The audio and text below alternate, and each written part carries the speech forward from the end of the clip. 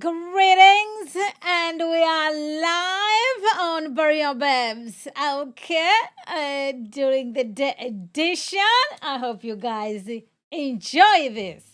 All right, guys, welcome to Burial Babes. I'm your host, Vale Chikuni.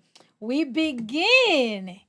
Lady Candace Owens. Yes, she's Candace is good. She's gone on vacation. She made this public, but she just didn't leave. Okay, so she's left a whole bunch of stuff going on while she's out there enjoying her vacation with her family. While the story keeps going on. So we have a whole bunch of stuff to get into it, and we're going to get right into it. Bring those comments. We're going to feature them as we go along. Well, what are we going to be featuring this on this show? Candace has a report that she's publicly that she's putting out. So I'm like, okay, why is Candace getting the reports? And is Lady Erika Kirk getting the reports? And Erika Kirk, she's put out a long tweet. We are going to feature it with you guys as well, okay? So tells me she knows what's going on in these social media streets, okay? Social media streets. But let's get right into it. Oh, welcome at the heart of conversation. It is so good to see you. All right, guys, so let's get started. So it is a rabbit trail, so don't you worry if things are not in order, because that's how things are happening over here. But we do as much possible to make sure you guys follow where we're going, okay? So let's get into this show. This is the last show that Candace put out before she went on her vacation, okay? She pronounces some curses on this one. She's cursing people, and she has her dreams and a whole bunch of stuff that's going on with us. So let's just get right into it, and we'll be stopping along the way, okay? Here we go. Obviously, we have a lot to unpack before I go on vacation. I'm looking forward to reading. I'm also looking forward to processing a lot of the information that is coming to me and researching more. The place that we should start on today's show is with, I first and foremost have to tell you right at the top, I can't tell you exactly who the information came from or which parties were involved in giving me this information because I don't want to get anybody in trouble. But I can say that I have positively verified something about the injury that Charlie sustained to his neck that I think is going to go a very long way in terms of helping those of us who have been sleuthing, those of us who want answers, those of us who are dedicating our time to this because what we are being told by the authorities beggars belief. As John and Arena Mappin said, it just simply beggars belief. We also want to make sure that we are presenting evidence and debunking one another where we can so that all of us can collectively zero in and build upon whatever facts we have in this decentralized investigation. This is about the injury, okay? So Andrew Kovats was, I can tell you, telling the truth in part when he wrote that very long tweet in which he tried to explain why there was no exit wound. Do you recall this? Long story short, he said, I'm going to read it. I want to address some of the things that the lack of an exit wound about the lack of an exit wound with Charlie. I'm usually not interested in delving into most of this kind of online chatter, and I apologize that this is somewhat graphic, but in this case, the fact that there wasn't an exit wound is probably another miracle, and I want people to know. I just spoke with the surgeon who worked on Charlie in the hospital. He said the bullet absolutely should have gone through, which is very normal for a high-powered, high-velocity round. I've seen wounds from this caliber many times, and they always just go through everything. This would have taken a moose or two down, an elk, etc., but it didn't go through. Charlie's body stopped it. I mentioned to his doctor that there were dozens of staff, students, and special guests standing directly behind Charlie on the other side of the tent, and he replied, it was an absolute miracle that someone else didn't get killed. His bone was so healthy and the density was so impressive that he's like the man of steel. It should have just gone through and through. It likely would have killed those standing behind him too. In the end, the coroner did find the bullet just beneath the skin. Even in death, Charlie managed to save the lives of those around him. Remarkable. Miraculous. Now, keep that up for just a second because it's really around here. His bone was so healthy and the density was so impressive that he's like the man of steel that we just went, something's not right. Something's not right. A lot of stuff's not right. I just don't know why a surgeon would be saying something that actually only the medical examiner, somebody that specializes in forensics could really contribute. Yes, a surgeon can tell you, or actually any person with common sense can tell you that your bone density is better when you're younger. But this seemed a little bit too performative. Now, I can tell you the part that he is telling the truth about is that Charlie's neck indeed did stop the bullet without question, okay? And this is going to dispel a lot of theories that are out there, and I'm telling you this 100%. Charlie Kirk was shot from the front, and the bullet did not exit, and at least a fragment of the bullet was recovered from his neck, and I'm going to tell you exactly where it was. Okay, so I don't know if you guys saw the video, okay? I saw the video, and what I saw was, okay, he was shot in front by the neck. I was never under any impression that he was shot from the back. I don't think, was that in anywhere in this, is that what the FBI said, that he was shot from the back? Because he was facing the audience, and then he was shot. That's what I saw on the video, and the blood coming out from the neck. That's what I saw. And so why is she bringing about okay, I'm confused about that part because that was also what he was shot from the front. But we're going to get into it as she goes along, right? I do think that the medical examiner, even as a medical doctor, whatever, giving that information to Andrew Kovats saying that he was a man of steel, I think if you are in that field, it's better to be using medical terminology, because those things can be taken apart. And I do think, like, okay, he didn't mean it like, like a Superman. You know what I mean? Like, okay, he just meant that, okay, Charlie was a nice, strong young man. He was 31 years old. But, when you're talking about it, medicine over here, they want you to be using the correct terminology. So she has given us that she can tell us that what the information she's giving us is 100%. 100%. So we are together here, guys. We are going to see if Candace is going to show us, because she says she has verified this information. It's actually true information. It's 100%. So we are going to see if she's actually going to show us this 100% proof information that she has. So if this information is true, shouldn't we see that information in order for us to actually verify that it's actually true information? Or we should just trust Candace Owens? Okay, is this in the realm, trust me, bro? I'm not saying that she's lying, but if she's out here saying that I have 100% proof positive, I have this information, I think as a journalist, she is supposed to present that. So, but knowing Candace, is she waiting for people to say, oh, she's lying, it's not true? After she comes back from vacation, she's going to produce this evidence? So let's continue to see, to hear what she has to say. Okay? All right. Welcome, guys. Thank you for being here. We continue. Here we go. Was recovered from. I have fact-checked this information from multiple sources now. I've actually been sitting on this for a little bit over a week. Right around here. So think about almost in line with your shoulder blade right in the center. Now, why is that helpful? Because it gives us a bullet trajectory, okay?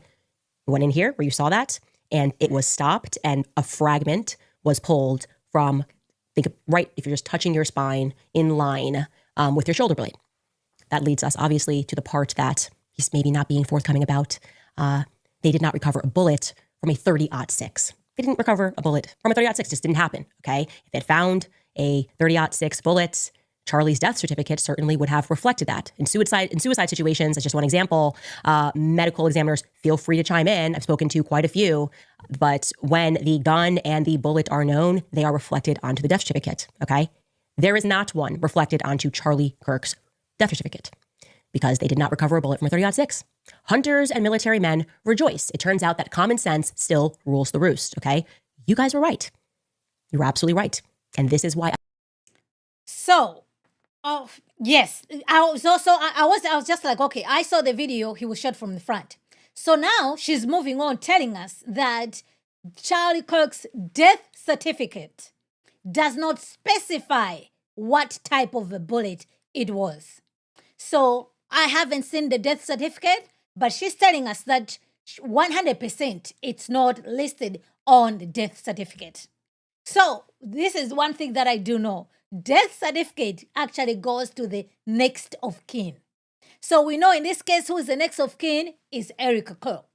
So at this point, is Erika Kirk giving this information to Candace Owens? It's a fair question to ask because she'll be the only person who is actually the next in kin to be able to receive that death certificate. Now, granted, there's people doing investigation, okay? There's people who work at this particular hospital. Somebody might have leaked this to Candace and everything else. I'm not disputing that. But what we do know, when somebody dies, they do issue a death certificate. And the person who receives death certificate is the person who is next of kin. And I don't have to verify. You and I, we can agree that Candace Owens, she's not the next of kin. But nevertheless, she told us it's the death certificate does not specify this, okay? So now, is she going to show us this death certificate? Can we verify this death certificate? Because if she's sent it, if somebody given to her, what was the purpose, right? They know that right now, Candace Owens, she's running a parallel investigation with the FBI, with the authorities. So they are giving her this information so she can disseminate this information to the public. So we are out here with the public, okay? All right, can we see the death certificate, please? Can we see the death certificate? I would like to know. All right. I would like to see. So I'm not an expert when it comes to these bullets and everything. I have no idea what type, what it is, and everything else. Okay. So I'm not going to question anything as far as that is concerned. If the death certificate does not show, but at least what is not in dispute is we know Charlie was, over this platform, right? Was deleted using a weapon. So is a dog who's whatever the autopsy, the death certificate, I'm sure it's going to be listed on the autopsy report, right? Because this has to go, this document has to be, it's going to be presented as evidence in court, okay? So obviously, death certificate is going to write, okay, he died, by, you know what I mean? By strangulation, by bullet wound, or whatever the case may be. So even if the death certificate does not specify the exact bullet, does that mean there's some conspiracy going on? Because everybody knows how this gentleman died. It will be a different story if the death certificate was saying, he died by strangulation. You know what I'm saying? Or he died by unknown cause. Or he died by, I don't know, like, you guys get the point, right? Because we could see the manner of his death, so to speak. So them not explaining the exact bullet and everything, I don't think, I personally will be okay. That's fine. You know what I'm saying? But at least we know how he died. It'll be an issue if we just say like, oh no, he died a natural cause. We'll be like, wait a minute. We all know he did not die a natural cause, right? So they have to specify as the manner of death, the cause of death. That has to be there. So, but nevertheless, she has a death certificate. That's what she says, right? She 100% she has seen this. So, all right. If Erika Kirk is giving, I'm not saying that that's what she's doing. But what I'm saying is the person who is going to receive the death certificate is the next of kin. And in this instance, who is the next of kin is Erika Kirk. So if Erika is not the one who is giving this information to Candace Owens, who are these people who are giving this information to Candace Owens? It's social media. People are going to like to be hearing these things. But this thing is not good for investigation purposes when things are leaking. I do know that in Utah, the autopsy report, they don't make it public if it's a crime, especially if it's still under investigation. So nobody has, I'm sure maybe other people has, right? But it's not a public document that we can access as far as the autopsy is concerned because the investigation is ongoing. But trust and believe all this information is going to be made public when they go to trial, when they go to court. But, obviously, Erika, she's there, she's an African, she knows. But we have Candace Owens here giving us all this information, guys. So, absolutely. Is she the next of kin? Maybe she is, because what's going on over here? Let's not forget, Erika Kirk is married, was a wife to Charlie Kirk. Candace Owens is married to George Farmer. Huh? So I'm like, what are you out in here? Looking for someone else's husband death certificate. What exactly is happening? Huh? So this is what I'm saying. I'm like, okay, if what she's doing has the blessing of Erika Kirk, no problem, guys. But if what she's doing does not have the blessing of Erika Kirk, certain things what she's doing, she is actually crossing the line. Okay? Would I want somebody to be out here discussing the details of my husband's death certificate? I don't know. But what are you guys saying before we continue over here? Okay? So yeah, whatever else she has, everything has to be examined. If it's true, we are not saying that she doesn't have this information. Okay? All we are saying is, if you're saying you have this information, will you please make it available? Because I can say the same thing. Oh, by the way, I actually have the death certificate. I actually have the autopsy report. You see what I'm saying? What are you going to say? Like, okay, Vida, are you going to show us? Oh, you guys just trust me. I've seen the death certificate. I've seen the autopsy report. You guys just trust me. So yeah, granted, there'll be people who are just going to trust her. You know what I mean? But it's a legitimate question for people to question, like, okay, if you have it, can you just show it? Can you just make it public? If you don't want to make it public, then why are you bringing this information publicly if you're still going to keep it a secret? But what are you guys saying over here? Okay, because this is Liz. Good to see you. Okay. Yes, MT. Yes, Erika is definitely the next of kin. So that's exactly what I'm saying. We all knew this from day one. It's amazing how. Yes, that's why I was surprised. I'm like, okay, why are you saying that he was shot from the front? That's what everybody knows because there was nothing behind him. You know what I mean? There was a camera there, and that's it. He was in a tent. So I was never under impression that he was shot from behind. Okay. It's so wrong. That's absolutely something medical staff would say to family friends, especially when they're religious. The MT coroners are more clinical because they are not dealing with grieving family. Oh, okay. Thank you for that information. I can't watch her on a regular speed. We'll listen later. MT, all right. I feel you. They don't put that info on the death certificate. She says she has 100% proof, guys. Okay. So who are we to question Candace Owens? Huh? Leslie, good to see you. Yes, I know. It's again, okay? Leslie, I sent you an email, okay? So thank you for that. It wasn't supposed to be, yeah. But I email you. Okay. No death certificate includes the typo, all around used ever, like ever. Oh, I had no idea. At the heart of conversation, what I say? Okay. I was going to ask, how would Candace know what's on his death certificate? That's what we are asking. But she said that she has it, she's saying 100% she has information. So yeah. Okay. Oh, Lele Madonna, you're watching from the airport. I don't miss your flight. Don't miss your flight. But we'll keep you company, okay, if your flight is delayed. Okay? It's good. Buona persona identity. Oh, MT, you've got someplace else. Lauren, 260 million adults live in the United States, but only 77 million voted for Trump. Just 30% others. What? I cannot even see that. Oh, yeah. Well, Lauren, I trust what you wrote over there, okay? Because I can't see. We. All right, fine. Oh, you guys, the chat is late tonight. It would have been the first Nobel winner who was found good. Oh, no, they didn't give it to him. I'm sure Trump is not happy. Okay, he's not happy. But the lady who got it say she's dedicating it to Trump as well. All right, guys, welcome.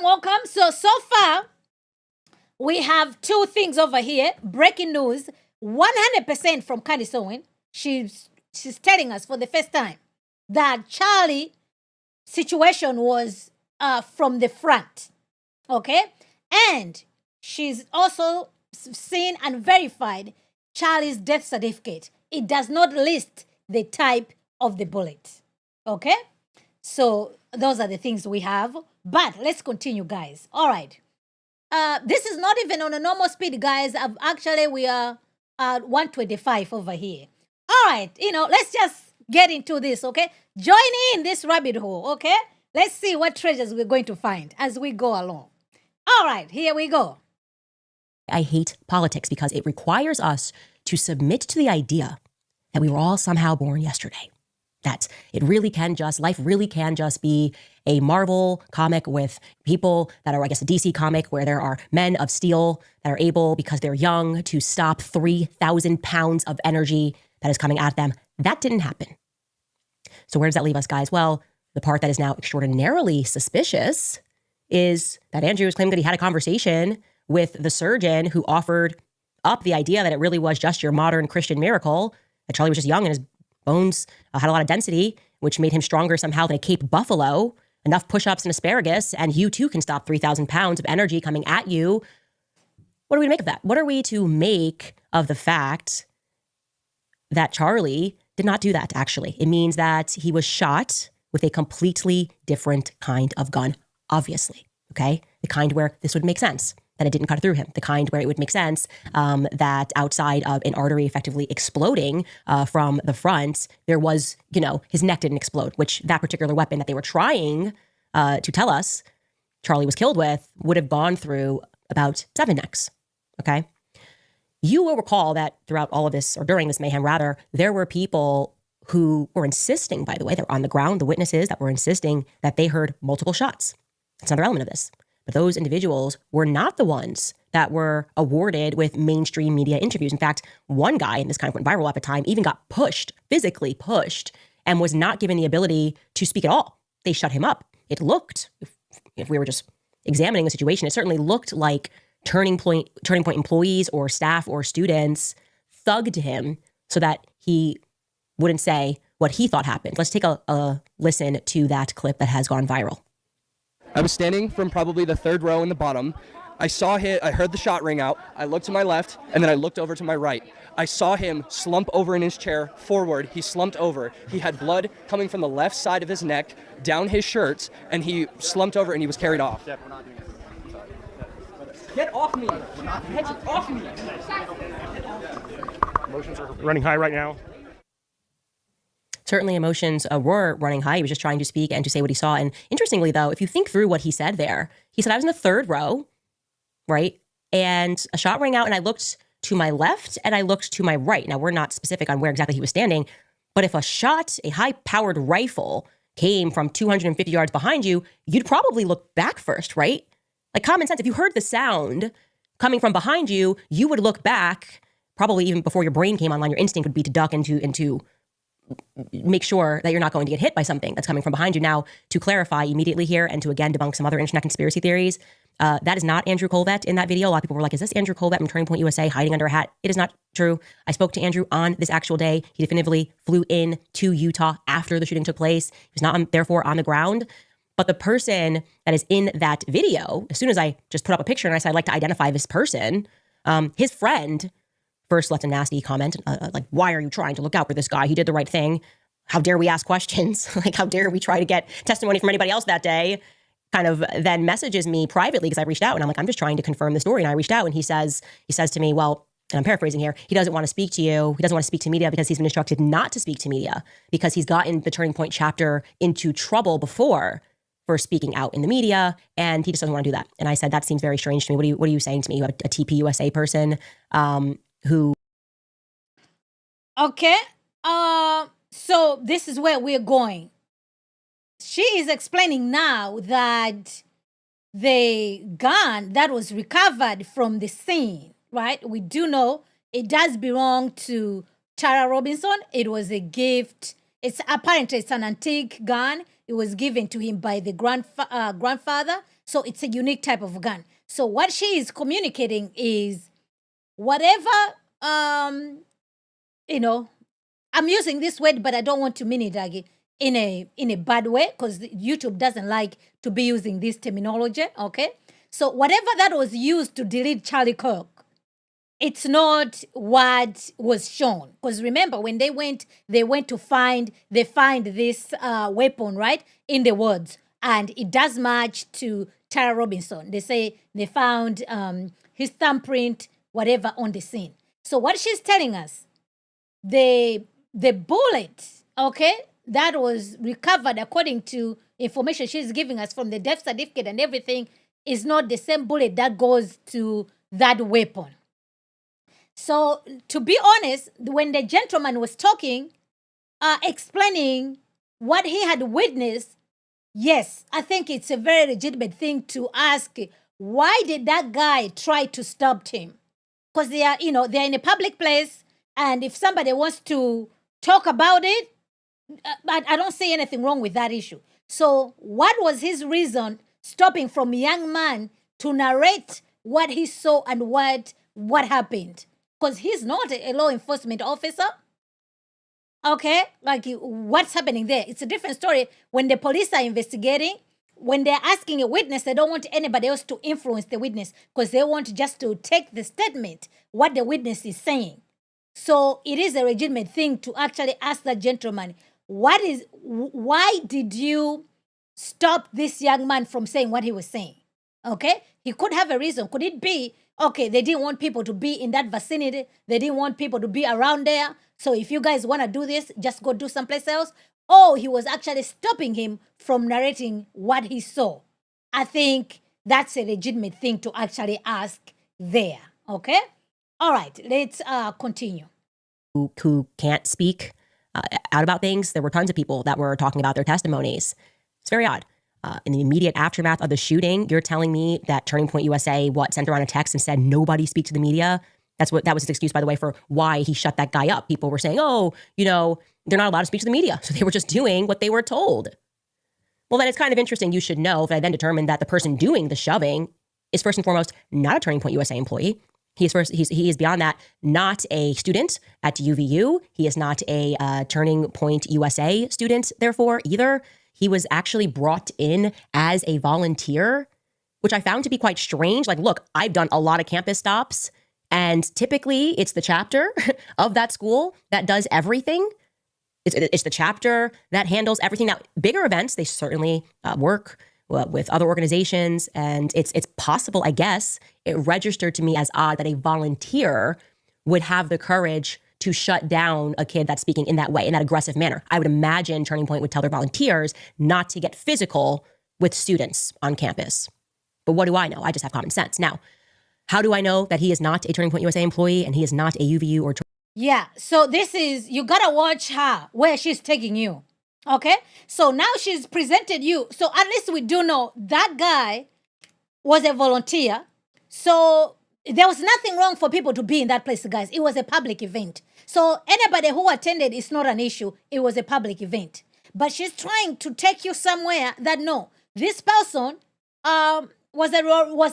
he wasn't supposed to be there. No, it's a public place.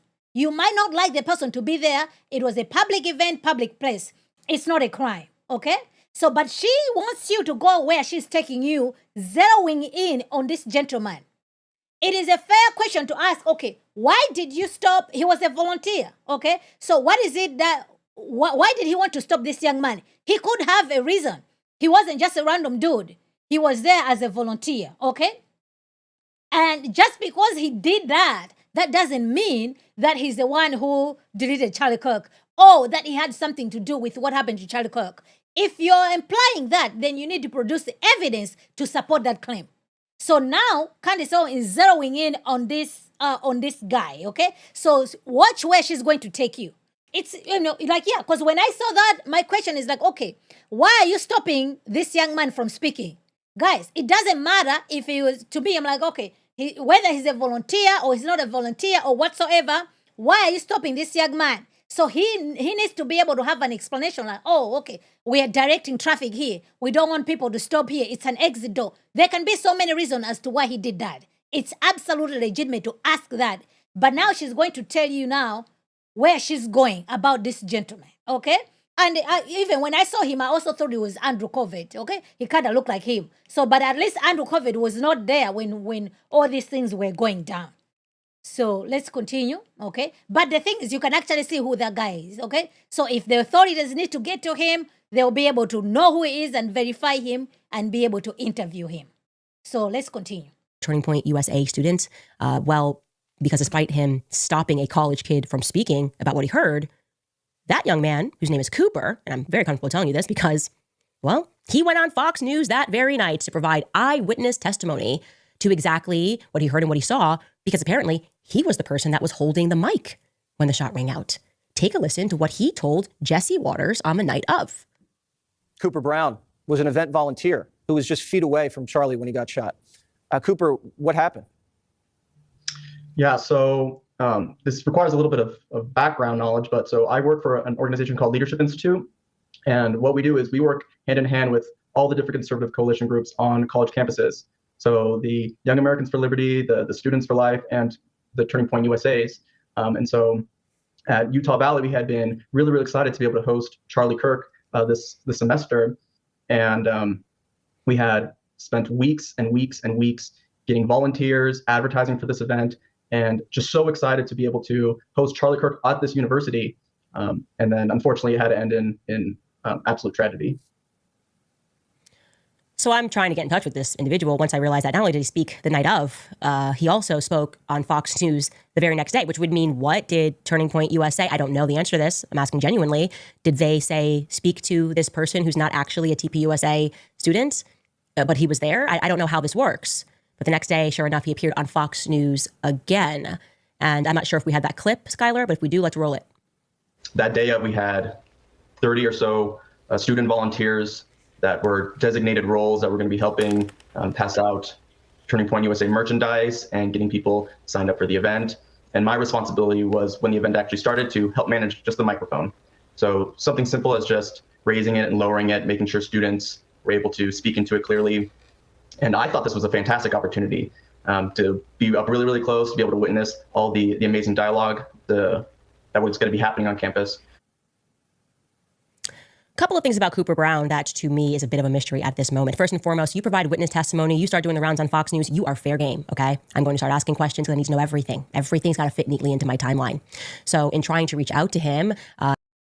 So who are you? Who are you? So everything has to fit in her timeline, okay? Remember, she's a married woman and everything has to fit on a timeline about someone else's husband, okay? So so Cooper has been on this big media. So yeah, it will not be hard to find him. He had the right to speak. If he was there, he was one of volunteers, he witnessed, so there's nothing wrong with him making his speaking engagement, so to speak. So let's even grant that this Cooper guy had something to do with what was going on there.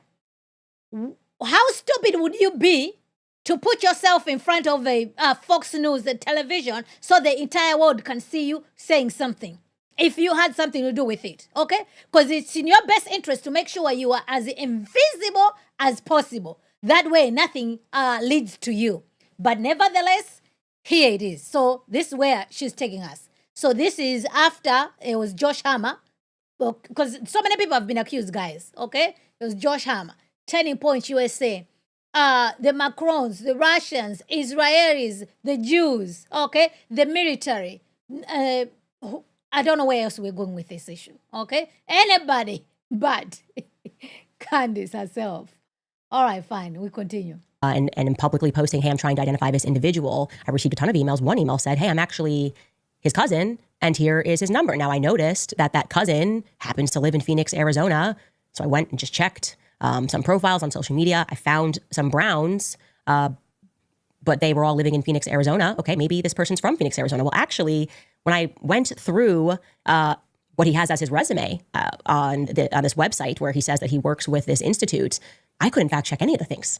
Went to school, a very small college in New Hampshire. I'm from the Northeast. If you're going to school in New Hampshire, especially not the University of New Hampshire, you can go ahead and bet that you're going to be a local. So I'm looking for a kid that's from New Hampshire to go to this tiny school. I found someone from that name with his name, but it was actually a girl that had that name and graduated in the year he says that he graduated in. He doesn't look to me like he just graduated college, but according to his resume, he did. And the number that she gives me, which is the first thing that registers to me as odd, is it's a Utah. It's a Phoenix-based number. So I'm going, who is this person, and why is it linking that number to somebody else who is 32 years old and has that same last name? I don't know. I intend to get those answers, but there's something here that strikes me as a little bit odd, especially given the fact that as a volunteer, as he expresses there, they decided to allow him to hold the microphone. That's supposed to be like kind of an honor at Utah events. Turning Point USA kids work really hard to put these events on. They decided he's going to hold the microphone. They went with a volunteer.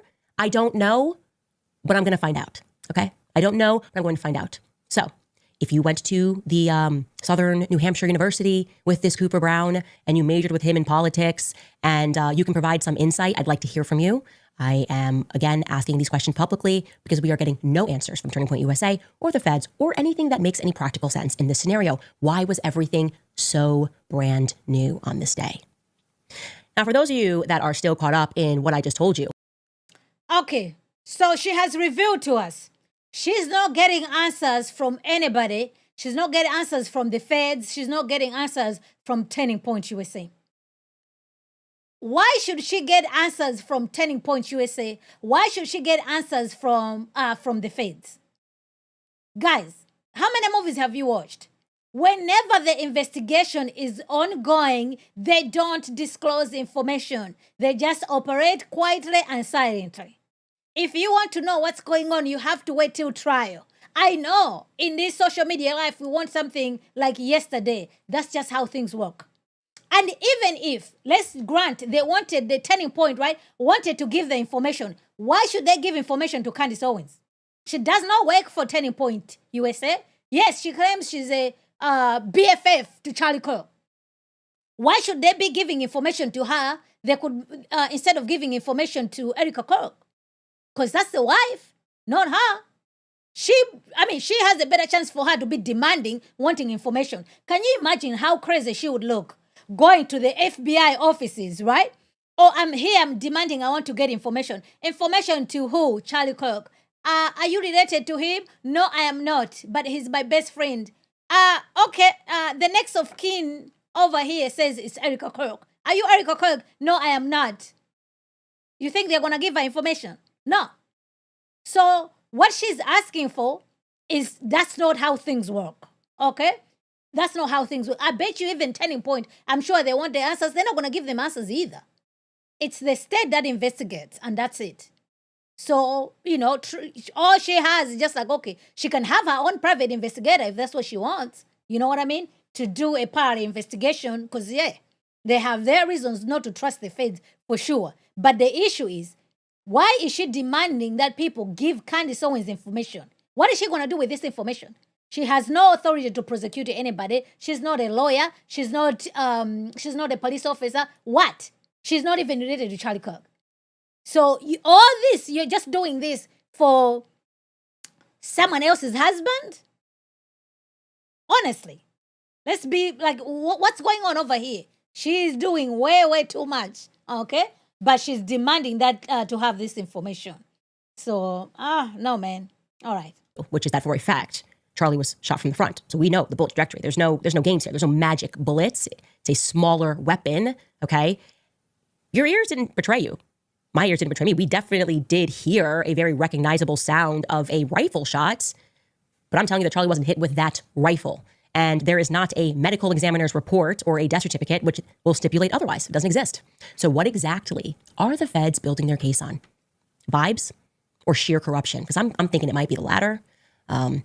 And who would be the person that can make that fit? Look, I did receive a tip, and guess what? There was another person in this never-ending brand new cast of characters that was also involved in this story, and this person in an email insisted to me that this is somebody that we should look further into. That's the medical examiner. It is a woman named Dr. Deidre Weiss Amaro. Deidre Weiss Amaro is her name, and she blew in from California. She was announced as the new state medical examiner in May of 2024.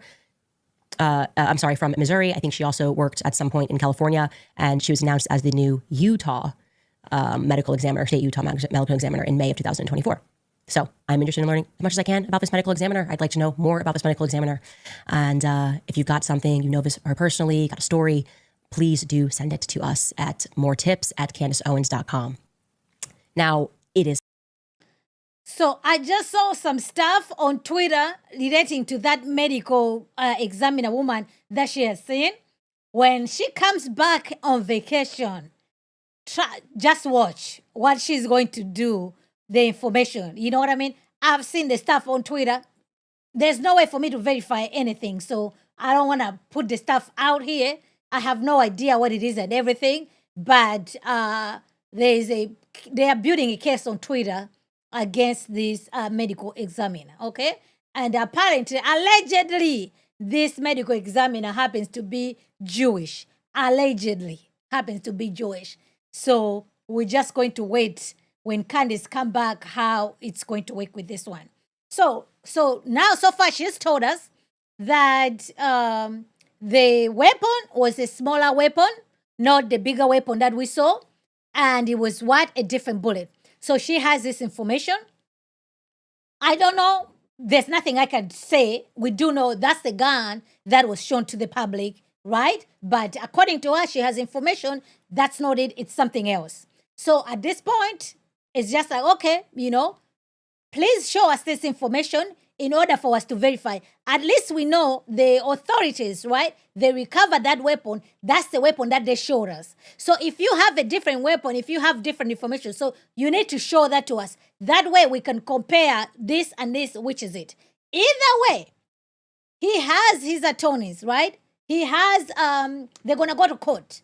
So when they go to court, they're going to have medical examiner. They're going to have ballistic, forensics. They're going to have all sorts of that type of information, right? What type of weapon was it? What type of caliber? What type of bullet?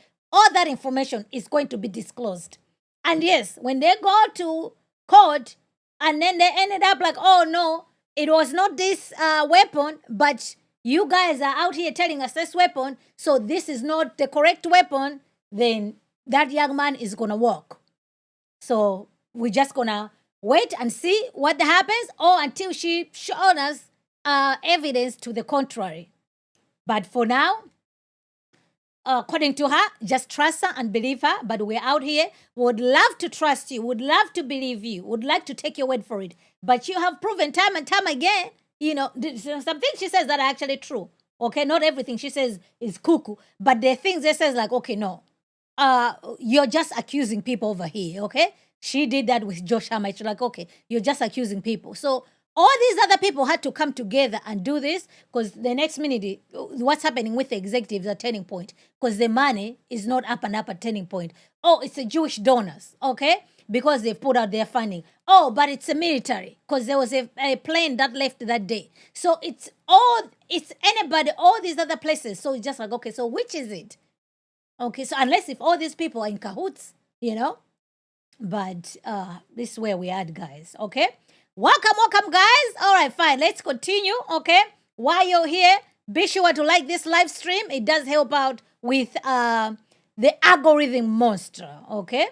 Because we are covering this lady out here. Trust and believe she has her people. They know how to come for you, okay? All right, let's continue. Is possible given what we know about Fed type operations and what we know about the JFK shooting, which we are still not allowed to know the truth about, but we all know what the truth is, that there are often... By the way, the JFK files have been declassified, so, it's a public information out there. Decoys, even decoy sounds, that it is totally plausible that there were multiple people there that day who found out, maybe even in the last hour, which one of them was going to take the shot, right? It is likely that a rifle was fired to muffle the sound of a smaller gun, which maybe actually kind of had to, if we're considering the trajectory that I'm telling you, here to here, kind of had to come from the front of Charlie. And I will say that is now my well-informed opinion that we are looking for a person that was a lot closer to Charlie and likely in the audience. And that goes a long way, by the way, in terms of trying to explain why they're maybe hiding the footage from behind Charlie's head. Maybe that is the reason that footage was so crucial first and foremost. Now, there are tons of other cameras. That one gets grabbed first. It seems to me that there's a lot of hiding and there's definitively a lot of lying that's going on. I told you, Tyler Boyer lied. He just lied. The person who took the cameras down was absolutely not instructed to do so by law enforcement. He just wasn't, okay? So why say that? Also, why grab the one behind his head first? Of all the cameras, why that one first and foremost? And when I actually think about... She'll be asking the same question if somebody had grabbed a different camera first. She'll be like, why B? Why are you grabbing B instead of A? You grab A, she'll be like, why are you grabbing A instead of B? So what she is saying is this thing had to be done the same exact moment, okay? So one is coming from the big weapon and one is coming from the smaller weapon. That's why the issue was like, the word is like, there were two rings that went out. But I wasn't there. You guys, make your own assessment over here. So for now, we are just going where she is taking us. All we are asking is, if this is what you're saying, can you please show us the evidence to back it up? But so far, nothing. Either you just trust her, or we have to wait till the truth is being examined in a court of law. There's nothing, it's fine even if you don't trust the feds. It's fine even if you don't trust the feds. But they're not out here telling you this. They're just quiet, waiting for their day in court. But right now we are going through with this investigation, the CIA investigation by Candace. So yes, if we want all these other people to be implicated, if they've done something, show us the evidence so that right now they can also be caught and, face their, so they can have their day in court. Why are we out here waiting for this Tyler Robinson and then these people are just roaming around free? But, oh my gosh, man, guys. Out the clip that I was shown, it was more to the right. I actually feel that there is this remarkable blind spot on the left of Charlie, which is why I was asking if anybody had footage, not footage if you're sitting there and taking footage this way, but if you are Charlie, I want to see what he would have seen looking slightly to his left. By the way, despite the fact that we had this amazing cast of characters, all these Caldera engineering connected people who made it to the mainstream media to talk about what they heard, there was actually one eyewitness there who could not be shoved out of the way and was able to make his way onto Fox News immediately after to provide a description of where he believed the shot came from, and that's Jason Chaffetz, right? Jason Chaffetz is a former politician and a Fox News contributor who was a witness to this event because he is from Utah. He attended this event. He apparently was in communication with Charlie ahead of the event. And I have to say that of everyone that day, he's maybe one of the few people that I would say on the mainstream media that seemed genuinely shaken by the event. He went live, was speaking through what he saw, what he heard, what he was expecting, and he was rebutting, because he was on a couple of shows, rebutting the idea that the shot was from far away. That's very interesting to consider. You got a bunch of kids who are trying to speak and they're getting censored. Then you have a bunch of people that are giving a platform and they seem weird, right? Tiffany Barker on Good Morning America, vibes were weird there, okay? Not assigning any necessarily badness to her, but didn't feel right. Jason Chaffetz, however, genuinely, when I looked at the footage, he seemed shaken by the event. And let's hear where Jason Chaffetz says he believes the shot came from. Take a listen. Being there, seeing it within proximity, it seemed like it was a close shot. The venue is such that there's a 4-story building, which is the administrative building to the south. The other buildings around the side are not quite so high, but you could be on the second level and watch Charlie. The police had moved the people. There were some people that were above Charlie, so that awning that you're seeing there, there's a place to be there, but the police moved people out to the sides. And so you couldn't be right above where you were at. But if I had to guess, and again, it's still raw, but if I had to guess and give a police statement right here, right now, today, see where that water is? It looked to me like it was in close proximity, straight ahead, right in that area. Yeah, we're looking if I had to guess. Again, it's quite interesting. And then elsewhere, when he's on Fox News and people are saying the shot was from like the Losey building, he doesn't believe that. He doesn't believe that. By the way, Jason Chaffetz, he's been honest about his background. His parents are in the government. They're literally in the FBI. So he's telling you that shot was closer. So what gives? Also, why is everybody telling lies? I want to be very clear. It's possible that people at Turning Point are simply terrified. That's definitely a possibility here. They are very much aware of what these people are capable of. And maybe they're just trying to get by. And they're being told what to say and what to do. And they want to keep the peace. But here's what I think may have happened. I think that accidentally. Who are these people? Name names, please. Name names. Who are they? Them? Huh? Are they? Oh man! All right, guys. I accidentally ruined the Fed narrative. I think the plan was to never allow the back footage of Charlie to see the light of day. It never was allowed to see the light of day. That way, they were going to say that they recovered the 30-06 bullet. Right? Instantly, we recovered a 30-06 bullet. They were maybe when they were digging stuff up and there it was and it went through, we wouldn't have known, we would have been none the wiser, right? No one else is telling us anything or showing us anything. And I think they were going to say, or the other option, like it completely took his neck out. We wouldn't have been any wiser. But then I watched it. And the thing that jumped out at me was that not only did the bullet not pierce through, but there wasn't a single dot of blood on Charlie's bleach white shirt until he falls out of frame and onto the ground. I think we accidentally ruined what they were going to try to do to frame this. I think they wanted this to be a 30-06 narrative. And now they're going to have a lot of difficulty getting that through a courtroom. They panicked. They tried to explain it away. They're saying that it's a miracle. I don't think it is. It obviously was not a miracle. I think it is likely that what we should be looking for are 2 people that had weapons that day. Somebody that was in the audience, somebody that was elsewhere with a rifle. That explains also why, by the way, when I take a look, there's so many adults. There's no UVU kids that were in the mainstream media. Cooper's not even a UVU kid. He's not a TPUS kid. Why were they not able to find UVU students to say what it is that they heard and what they saw that day? And what's really interesting is I told you guys already about Nick, who has been assisting me on the ground. And one of the first things he said to me was that I felt like they were coming around, the feds were coming around, and they were trying to implant memories into our heads. So he was like, I felt like there were these people walking around that we didn't recognize, and they were like, you heard one shot, we heard one shot, we heard one shot. And he's like, I know that sounds weird and conspiratorial, but it seems like they were trying to make us believe that this is what we heard.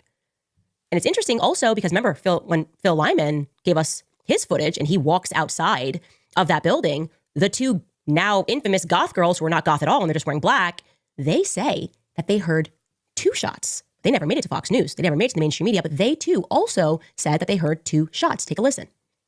You see where that came from? It was right here, wasn't it? It was like over here. Yeah.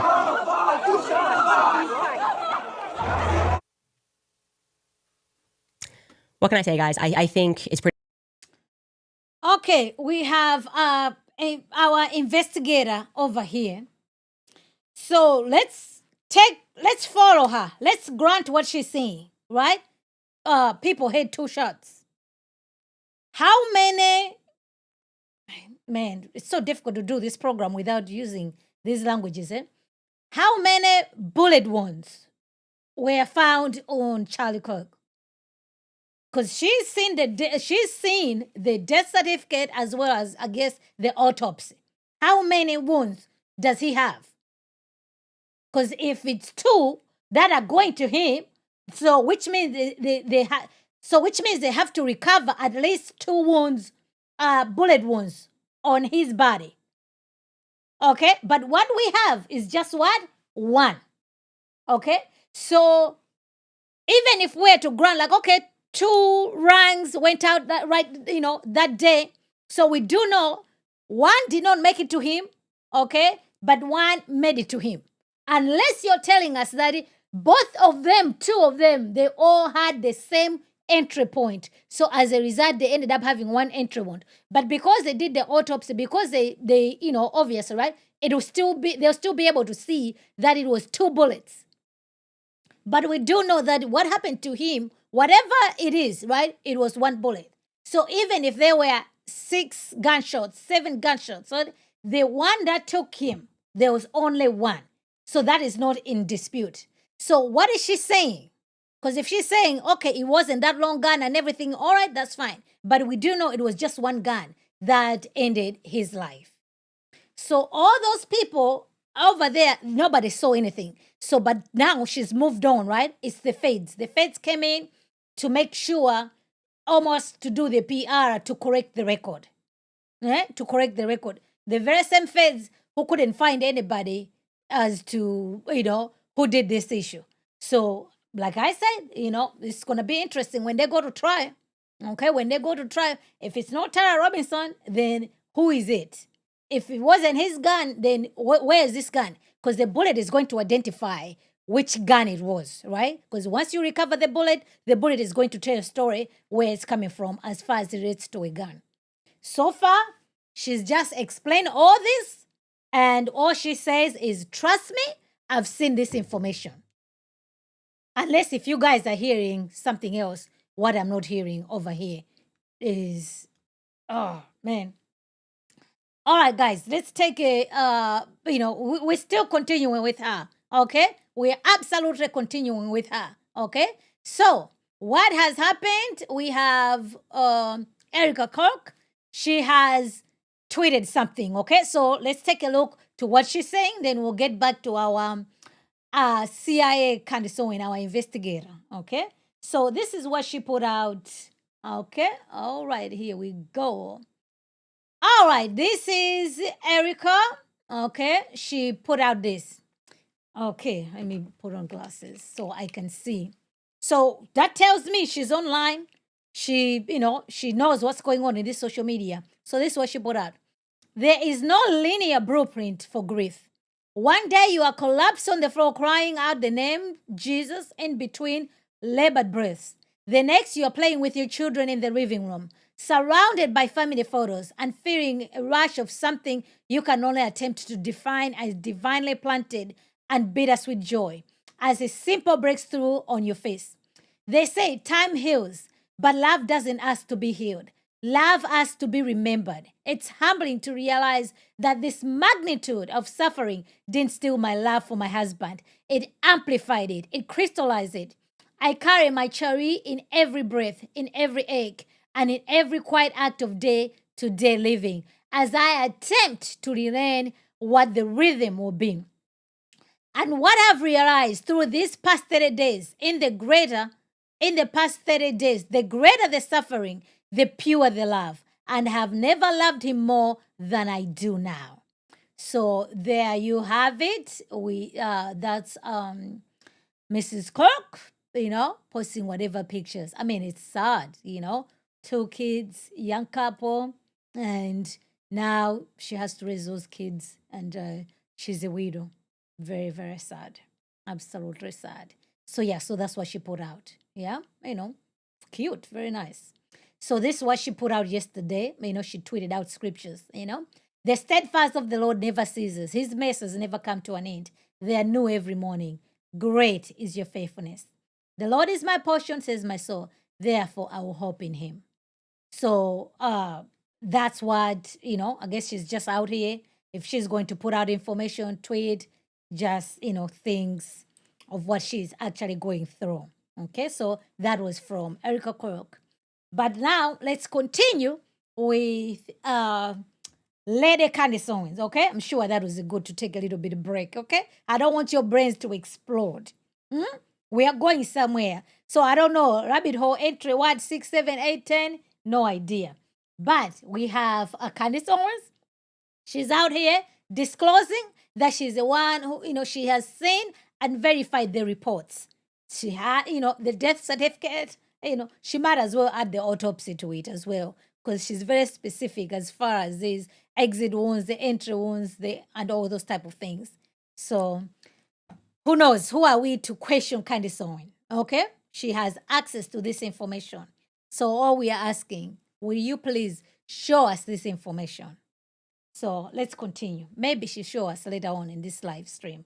Who knows? All right, welcome, guys. It is so good to see you guys. Okay, I am so glad that you guys are here. Okay, one, it was an echo. Yes, that's also what I thought, Tracy. You know what I mean? Like the 2 is definitely an echo, but she's not even giving that. Like, okay, maybe it was 2 or maybe it was an echo. You know what I'm saying?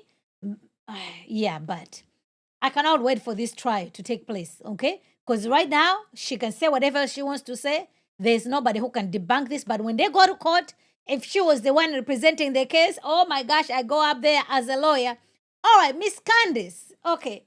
So are you telling us that it was 2 guns or 1 gun? Which is it? Yes or no? All right, guys. We continue. Here we go. Pretty obvious that our instincts about this have been correct from the very beginning. We probably need to be now looking for a shooter that was in the audience and to the left. I've seen you guys. I saw some guy, Alex Jones, that created, he created a whole web and explained and did this all on a computer of where the trajectory would have to go. We need you again, ballistic YouTubers, gun people, gun enthusiasts, military men, the people that they're discounting and saying you have no right to get clicks. No, please get clicks. Explain to us what it is that you know in this decentralized intelligent agency, given the information that I am telling you, okay, that unless we have a bullet that's doing the worm like a WWE wrestler, okay? Bullets fire straight. And this one went straight into the front left lower side of his neck, essentially exploded his artery and did not exit out of the back. But that is where a bullet fragment was found. So map it out for us. There's something else that I would like to point to that is getting interesting, and that is regarding Caldera Engineering. Now, I said from the very beginning that this company was shady. It flagged me as weird. All I was trying to do at that point was not looking to Caldera Engineering, but rather to track down the footage. Irwin Steel, this steel, so many steels were involved. It turns out the steels are big with Caldera Engineering. And things aren't adding up with this company, okay? It's just not adding up with this company. And I can tell you, I was receiving information from people who work with valves, who have been in the industry for 30 years, that live nearby, and said, I have never heard of Caldera Engineering. That's not normal. I've never heard of them. I've never worked with them. I've never received any of their valves. Something's not right here, right? I knew something wasn't right, but you can't just... I've never heard of them either, okay? So it's not a strange thing. You don't know always. Who knows all the companies that do exist out there? I don't. So, man. Oh, can you just give us the information over here that's actually real, please? Something tangible. Oh, my gosh. Always go off of just, we know something's not right. We have to figure out what exactly it is that is incorrect here. Then I also decided to prod the narrative further. Another person gave us a tip and said, hey, did you know that there's literally someone who works at Caldera Engineering who is a professional actor? Like, no background in engineering, went to school for theater, worked in theater, was in plays, was involved in plays. I looked through everything, went through it. I'm like, this doesn't make sense. Why is he suddenly at Caldera Engineering? Like, not later in life, just like randomly on his resume is Caldera Engineering. Why are they hiring gay actors? I don't know. I don't know the answer to that. I'm telling you guys what are the things that I have stumbled upon. Then somebody emailed us, and this was strange. We have not been able to corroborate this. We can tell you the link was real, and that but we don't know if the internet was scraping and got things incorrect. But there was an Israeli individual who was listed as the founder of Caldera Engineering. We obviously know that Caldera Engineering had said that they did projects according to their website in Israel. I don't know what projects they worked on. We weren't able to corroborate currently that individual is still working with the company. We don't know if this was accidental. Sometimes the internet can do some funny things and scrape and put information where it doesn't belong. This particular individual has a very long background in engineering in Israel. Maybe it's because they work together. Oh, I was wondering why she's zeroing in on this actor. So let's grant this guy was an actor, okay? But he realized he wasn't getting any gigs in Hollywood, right? He wasn't able to get jobs as an actor. So what you do? You have to get a real job. Well, I don't have any qualifications. Somebody be like, you know what? I'm your friend. I'm going to hook you up with a job. Is that a crime? Do those things happen? Yes. How many people have jobs that they don't qualify for, but because somebody else hooked them up, they actually have that job? Okay? So that can be an explanation. But the issue is not about that person being gay or being an actor. The issue is that person happens to be Jewish. So I'm like, okay, can we see some accusations about Muslims, please? Because Charlie spoke against Muslims. What is it about this, whatever, Cadell company, whatever else she's explaining, right? What does that got to do with what happened? This issue was at the Valley University. And was that gentleman, like, I'm failing to see what is the connection of this company to Charlie Kirk's demise is what I want to know. Oh, just because the people there happen to be Jewish, that's just all we need? And even if the person is Jewish, right? Is that a reason to accuse them that they are the ones who deleted Charlie Kirk? Like, this information, guys, there is no way you would even bring this up on a stand, okay? It's just speculation. It's speculation and speculation. Remember, when you go to court, you cannot be doing what she's doing. You need to be saying things that are factual, they can be verified, because truth can be tested and verified. Because you want to bring a conviction beyond a reasonable doubt. This information, I mean, it's going to pass for public, in a court of public opinion, for sure. But I'm like, well, if I am that gay dude and everything I happen to be Jewish, oh no. I'm just going to take the playbook of the Macrons. So I don't know what has happened, because Macrons, they have actually amended their lawsuit, okay? I have some of the clips I'm going to show you guys. So, their lawsuit is tight. It's tight. So I'm like, well, Candace, are you out here trying to get your coins? Make sure you're good to go? Because they're coming for her. They are demanding a jury trial. So they're not playing, okay? But this is a good point that you bring up. Allegedly, okay? Oh, Faz hacked. I wouldn't be surprised. Okay, she's going to sue. Yeah, I wouldn't be surprised, because I'm just like, okay, so what does this company got to do with this issue, whatever is going on? All right. So, oh, man. Guys. All right, fine. Are we together over here? I didn't like what you say over here, Tracy. I said the same thing, like, George, come get your woman out here. Okay? But to me, at this point, I've also concluded, like, okay, if he's aware this is what's happening and he's not doing anything about it, that tells me he's co-signing. He's approving this, because at least he's the only one who actually has direct access, because this is his wife. So what's going on over here, Which means, is this okay? Like, what are we doing out here, Come rein in your woman, but especially, I mean, it's even embarrassing, to be honest, for George Farmer. Okay? Like, your wife is out here fighting this deep in the paint for someone else's husband. Like, come on, man. What is it? Especially, it's not like there's people who are investigating. Not everybody is going to be out here rah with what she's doing, okay? There's people who are doing things, but and all these other things, right? It takes time. That's it. It takes time. She's the one who's out here impatient, but who knows who is behind her as well, who is supporting all this, what she's doing. Like I said, if Mrs. Kirk is fine with all this, who are we to question anything? But so far, we haven't seen anything from her. So we're just going to assume either she is for it or she's not for it. But this is not a good look. It is absolutely not a good look. All right. And that's the internet thought that this person was the founder and the individual was not. But it's piquing our interest now. We are confused, I would say, at best, about this company because when we wanted to go back and just determine who the founders were, well, just our bad luck. A company was established in 1997, so you won't be able to get those formation LLC docs. You can find LLC docs in general, but they didn't start digitizing those until the early 2000s, so you're not going to get anything where you're going to be able to see the actual formation docs. You can see changes they made in the early 2000s. You can see who the manager or the president, all of that stuff we found. But I would love to find those base formation docs, and in order to get them, you have to go in person somewhere, and I am certain I'm not going to be able to get my hands on that. Something else that was really interesting as I was looking into Caldera Engineering was that they opted to, in their very early years of their company, use a lawyer for trademark purposes down in Arizona, right? And I'm looking at these early documents and I'm like, wait a second, I know this lawyer. This lawyer was introduced to me by Tyler Boyer at Turning Point USA. I've worked with this lawyer. I paid this lawyer. This is crazy. So what is the pipeline between Utah and Phoenix? I don't know. You can use a lawyer anywhere, but when you're formulating your company, maybe it was a friend, I don't know. But I now have a ton of questions about Caldera Engineering. So if you have any information or you're able to find anything about them.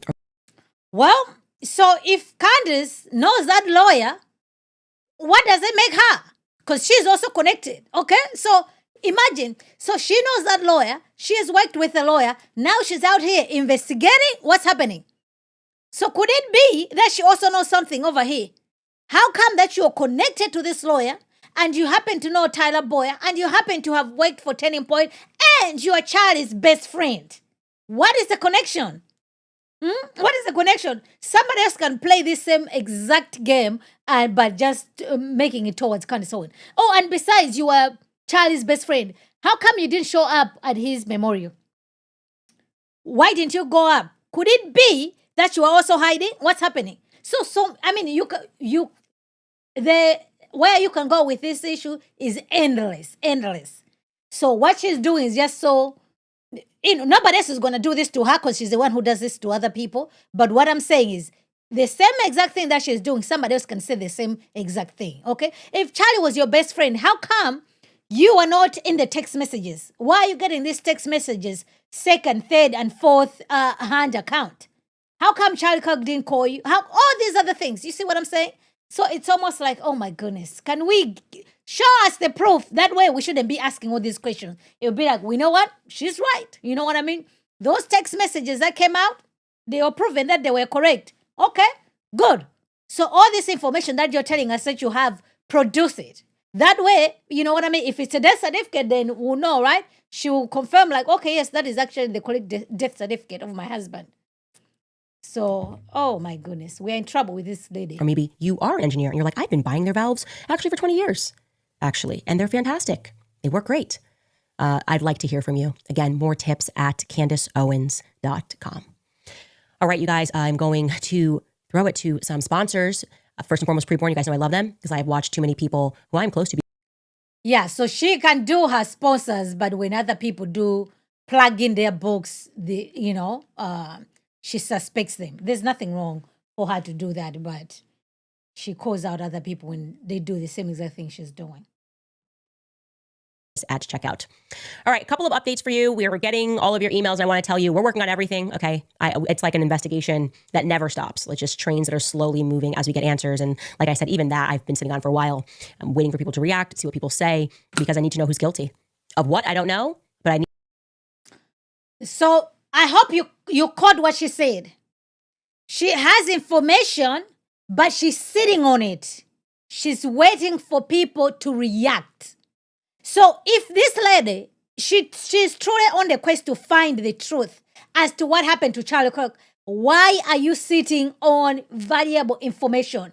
But she says she's waiting for people to react so she can see who is guilty. You produce the evidence. You just say, you know what? So you said this, you were here, blah, blah, blah. For all we know, that person needs to be investigated like yesterday. but she's waiting for people to react to her. Now, when they react, she's going to come out here and do the video and do these things. So when people are accusing her about grifting, of taking advantage of this situation, are they lying? Are they lying? Why are you sitting off on important information that can actually help out this investigation? If your intentions are truly pure, if your intentions are to find out what happened to your best friend, why would you be sitting on information that's so helpful to your best friend, Charlie Kirk, Candace Owens? Can you please tell us? Would you want your best friend to be hiding information that can actually help you? Can you imagine if, let's say you are a parent, right? Tyra Robinson is your son, and he didn't do it. And Candace Owens is sitting on information that can actually exonerate your son. How would you feel if that was your child? Someone else is telling you they have information that can actually help out your innocent son, but they're sitting on it. They are waiting for people to react. How would you feel?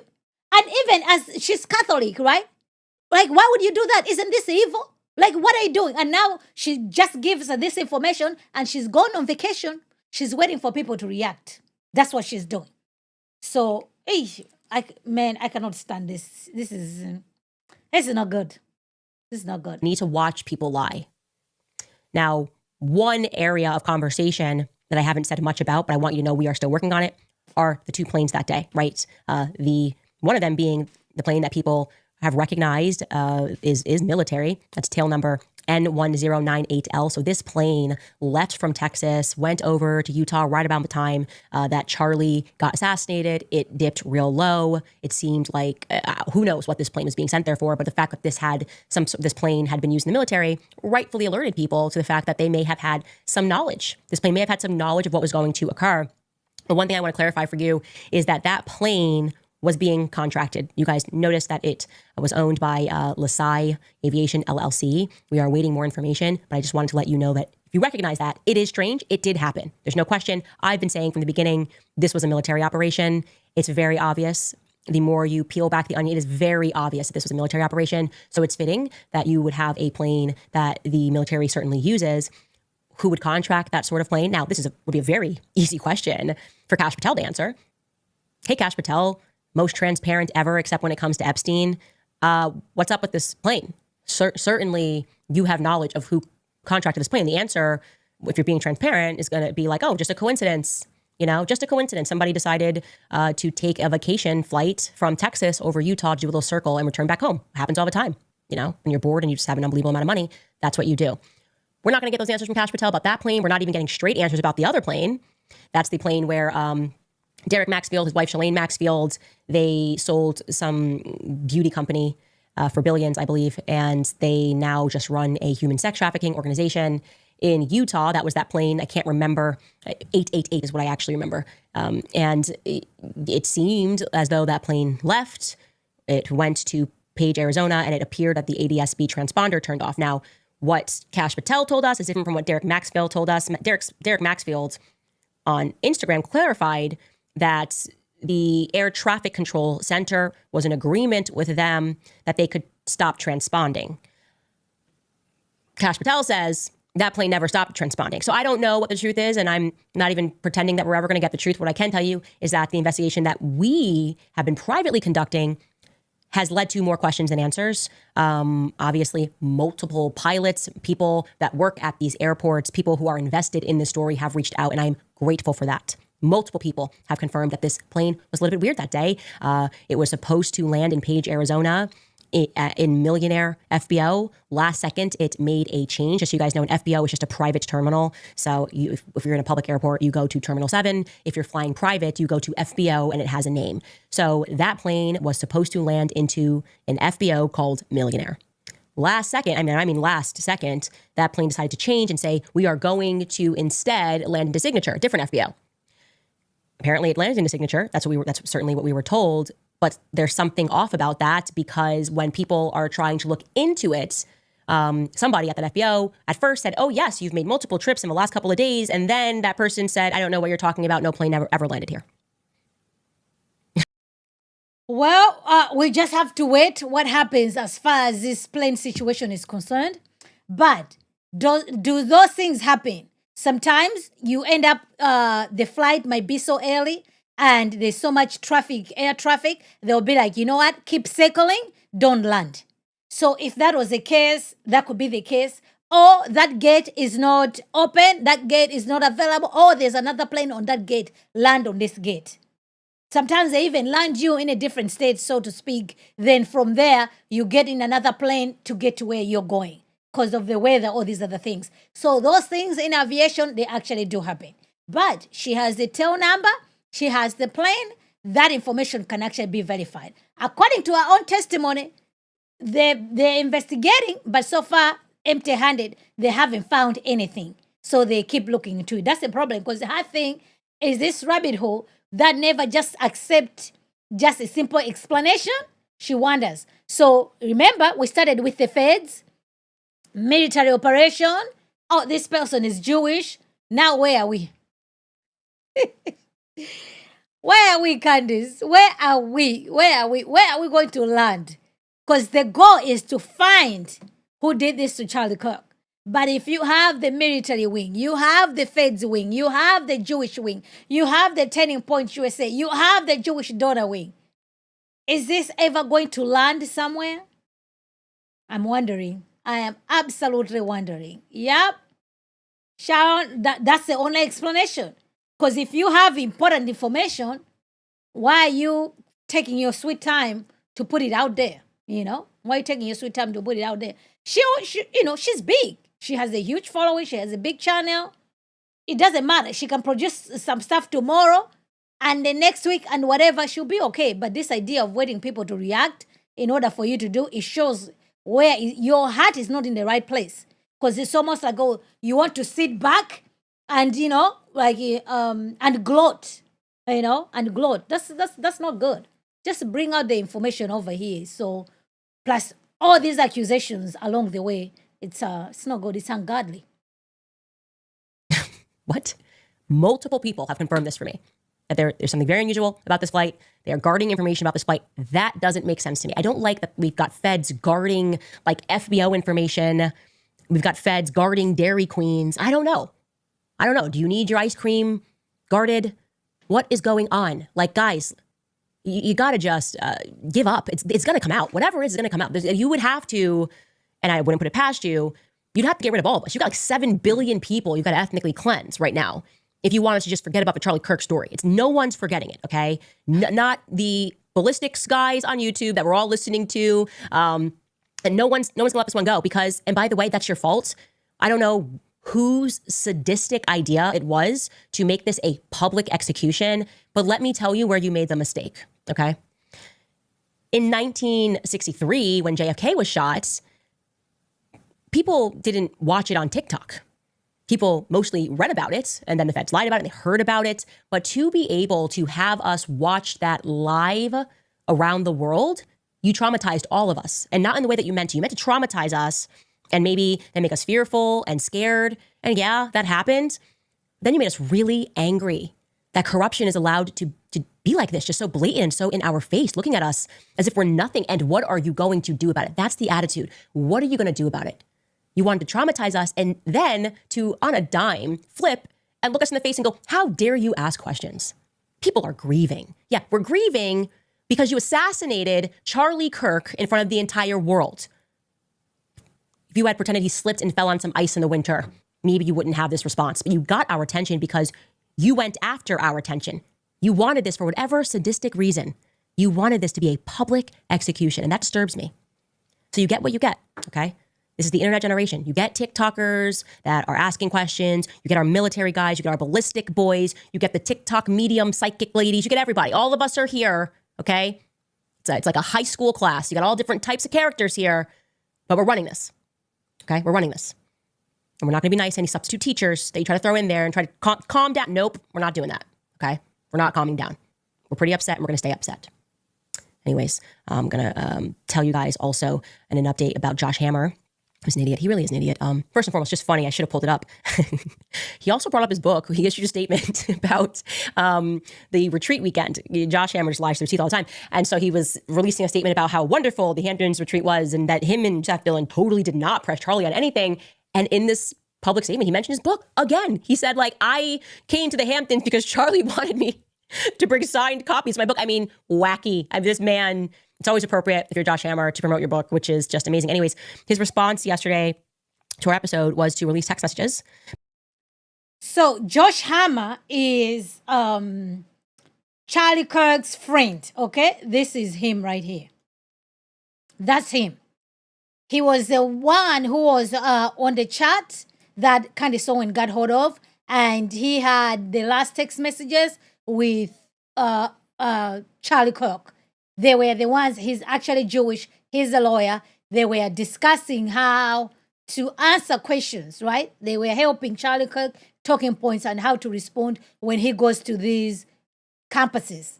But Candace Owens accused him of execution because he had tweeted Donald Trump when Trump had tweeted about execution when it relates to the Ukrainian girl who died, who was killed. So it was going viral. Everybody was tweeting, bring back public execution.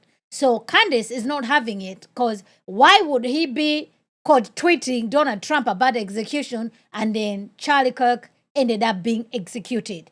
Okay, so this is another trail. So this guy actually responded, okay? We'll get to his video shortly, but let's hear what Candace had to say. So you would think after the record, right, has been corrected, that, oh, this is actually what happened. In fact, it was Ali Bestak who even put out, be like, no, you've gone too far. Showing her evidence, oh, this is what happened. It landed to here, a whole bunch of people, you know? So instead of her coming back and just be like, you know what? I stand corrected, no. So she's doubling down, accusing him for plugging in his book. But what he was saying, it was in keeping with the subject at hand as far as his book is concerned. So the same one, remember, she just said, if people want to get clicks, go for it, right? She's having her sponsors. She has her Tumblr right there, okay? So people can buy it. But when somebody else is doing the same thing, she has what? She has a problem. She demanded the letter to come out. The prime minister put out the letter. She just cruised about it. She's on this quest that there was an intervention that happened at the Hamptons. The guy he accused put out the public information out. She just moved past it, okay? So accused Josh Hammer, information back Josh Hammer, Candace Owens doubles down. Accuse the prime minister puts out the letter, Candace Owens doubles down. Then accuse Bill Ackman produces receipts, text messages, Candace Owens doubles down. None of this issue has she walked back. So now she just wants to breeze through this issue because Josh Hammer responded, but she wants you to concentrate that Josh Hammer was busy responding to the plugging in his book. No, everything was within in context. And even if he was plugging in his book, what is it that Candace Owens is doing that's different from profiting from this situation? Okay, so let's see what she says. Between him and Charlie following the call, great. It lets us know that the call happened at the exact same time that we figured it would actually happen in our timeline, that it had to have been an evening call before he tweeted public execution in this 3-hour window. But these are the messages. We should read them. Charlie Kirk, thank you for your help, guys. A totally standard response that you say no matter what. Exclamation point. And then I assume this is Josh Hammer that replies and says, good luck at the campus visit start. Don't hesitate to let me know or any of us know how we can help. What's your first stop tomorrow, by the way? And I felt like that was weird because I feel like his whole story was that Charlie was reaching out to him because he wanted help to strengthen his debate. He needed tips on how to, because he just loved Israel so hard that he was like, give me the best talking points so I can go out there and I can defend the state. And I know that like a couple hours ago, I was really angry and I said, I'm done with the pro-Israel lobby, but now I just love you so much that I want to get on the phone with you and have you, who could not beat me in a debate, teach me how to debate. That's what he told us. So we're supposed to believe that he didn't know where Charlie was debating, but that was what the call was about. I don't know. I feel like you would maybe know, and that may have come up in a call where you were prepping for his debate tomorrow, where exactly it was that he was debating tomorrow. I don't know anything other than that Josh Hammer is an idiot who can't be trusted and lies through his teeth. I do want to get to, speaking on the topic of Israel, there was a very good video that came out. Actually, let's first talk about the Israel and Hamas peace deal that they're trying to shove down our throats. Now, if you're reading the headlines, a peace agreement is what we're calling it, has been reached between Israel and Hamas. Oh my gosh, because they decided that there's going to be phases and Israel is going to partially withdraw its troops from Gaza and Hamas is going to release the remaining hostages. And this is, of course, after everything that happened on October 7th. Don't forget about October 7th. And yeah, like hundreds of thousands of Palestinians are missing. And yeah, they have destroyed 85% of Gaza. And they're going to try to tell us that we've reached peace. At the center of it was Steve Witkoff and Jared Kushner. They arrived on Wednesday morning to represent the U.S. negotiators from Israel, and Hamas and the mediators from Qatar and Egypt and Turkey also participated. And we're supposed to go, wow, that's amazing. Trump put a statement out on Truth Social. He wrote, I'm very proud to announce that Israel and Hamas have both signed off on the first phase of our peace plan. This means that all the hostages will be released very soon, and Israel will withdraw their troops to an agreed upon line as the first steps towards a strong, durable, and everlasting peace, that all parties will be treated fairly. I can't even finish it because it makes me sick that they think we're this dumb. 85% of Gaza has been destroyed in this pre-planned, controlled demolition of Gaza. Bibi Netanyahu is on camera explicitly before October 7th saying we need to hit them so hard that they can't come back. Jared Kushner is involved in, he will financially benefit from whatever they build in its place. Again, all of this began before October 7th, right? So we are supposed to believe that this isn't just, well, business as usual, we got done, we need to get done, and now we can begin phase two, but we're supposed to thank them. We're supposed to thank the monsters that did this. You guys have it in your heart to say thank you? Thank you to Jared Kushner and Donald Trump and Bibi Netanyahu, who are just business partners playing a role, convinced that we're all so stupid. I mean, let's roll the clip back from Jared Kushner when he sat down at Harvard, Mossad operation, to speak about their aim. This is February 15th, 2024. Take a listen. There are real. Okay, before she goes over there, it's actually very interesting. But the issue that I have with Candace Owens is this selective outreach. Okay? Selective outreach. Let's not forget, okay, there was wars in Afghanistan that happened, wars that happened in Iraq. Trust and believe that place was also what? It was also devastated. Any videos about Candace Owens? Worrying about the children of Afghanistan, of Iraq? All of a sudden, it's about, like, should I trust and believe that, oh, she's very much concerned about the children in Gaza. What about the children in Ukraine? How about them? Do they matter? What about in Venezuela? What's happening there? So it's all this like, okay, selective outrage. But now, because this issue, you have the Jews who are involved. Hey, sorry. So to me, even if somebody has a very good argument, but because Candace Owens, she has this proven track record of everything. It's the Jews, it's the Jews, it's the Jews. So even when she's saying something that's actually true, it makes you, it's very difficult to take her seriously because she has just lost her credibility when it comes to this, okay? So yes, if the Jews have done things, you got to call it out. Calling them out on those things, that doesn't mean the person is anti-Semite. But Candace Owens, everything, once the person has been identified to be a Jew, forget about it, okay? So let's listen into how this transpired. Kushner is also a Jew, by the way.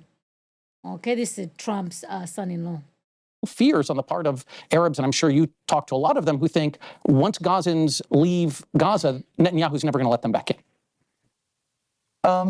Maybe, but I'm not sure there's much left of Gaza at this point. So, you know, if you think about even the construct, like, you know, Gaza was not really a historical precedent, right? It was the result of a war, right? You had tribes that were in different places, but then Gaza became a thing.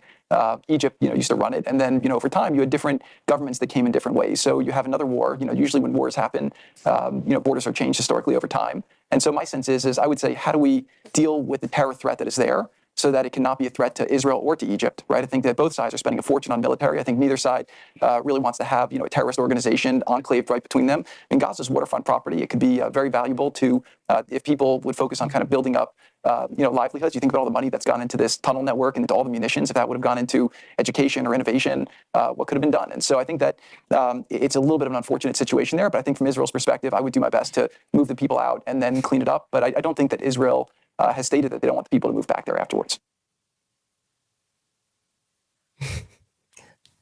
And Trump wants a Nobel Peace Prize, by the way, for the planned ethnic cleansing so that they could profit on the land and turn it into a beach town. So let me say this.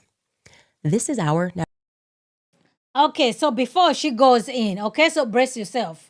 She's going to be, we are going in territory, witchcraft territory, she's about to say. So, where do I even start with this? All right, fine. When it comes to the issues in the Middle East, what I have noticed, okay, not all, but in large parts, Candace, I'll just put Candace over here. Candace Owens, she is just not familiar with the history of the Middle East. Okay? So she has managed to get these talking points along the way, and she parrots those. And usually they're gonna pull to your heartstrings, and it's just going to be that's it. Okay? But there's so much history that goes behind this geopolitical and everything.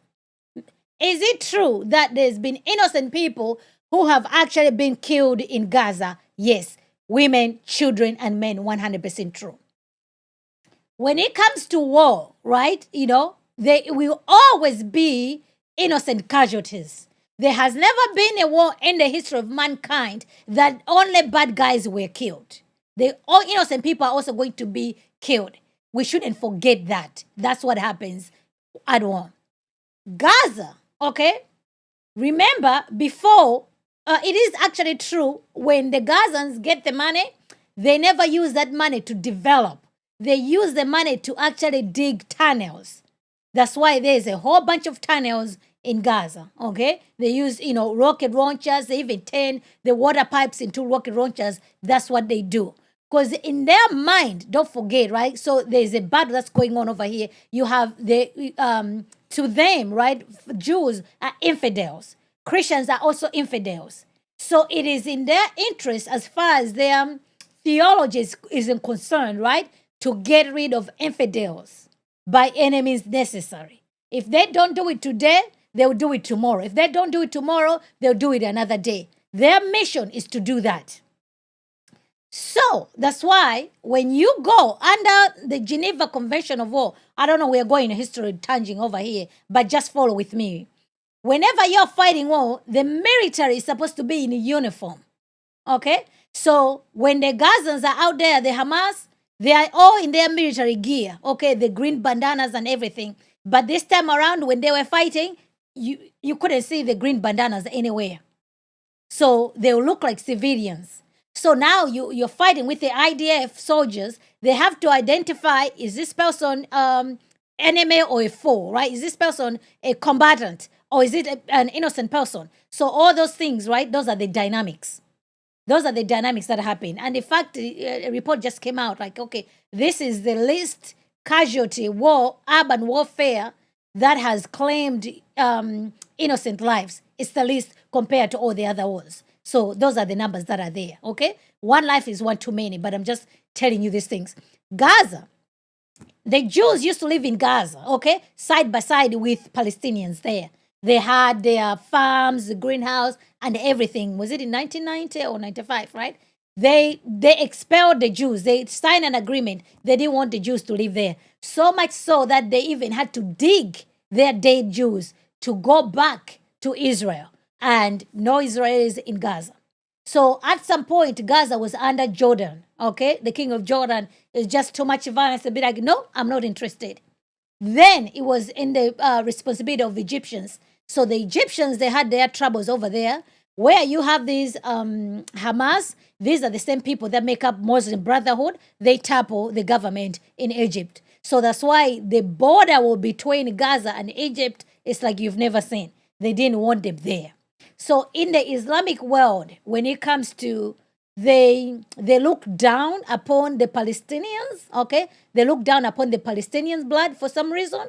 They only want to use them when it comes to advanced terror, for whatever the reason in their, whatever these ideologies.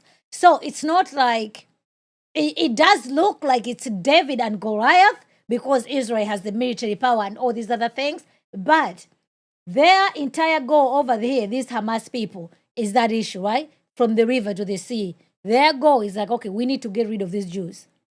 So those are the things, there's a spiritual component to all this. Because all this conflict didn't start today, all the way back. Abraham, right? You have Ishmael and Isaac. So yes, there will be peace, it's just going to be temporary. That land will always have those particular issues. But Candace doesn't even want to give people a background to this issue in any way. In fact, the report just came out, United Nations, they have enough food to take care of the people in Gaza for the next 3 months. But the story was what? There's famine in what? In Gaza. They actually use human shield. For them to do that, there's nothing wrong with that issue.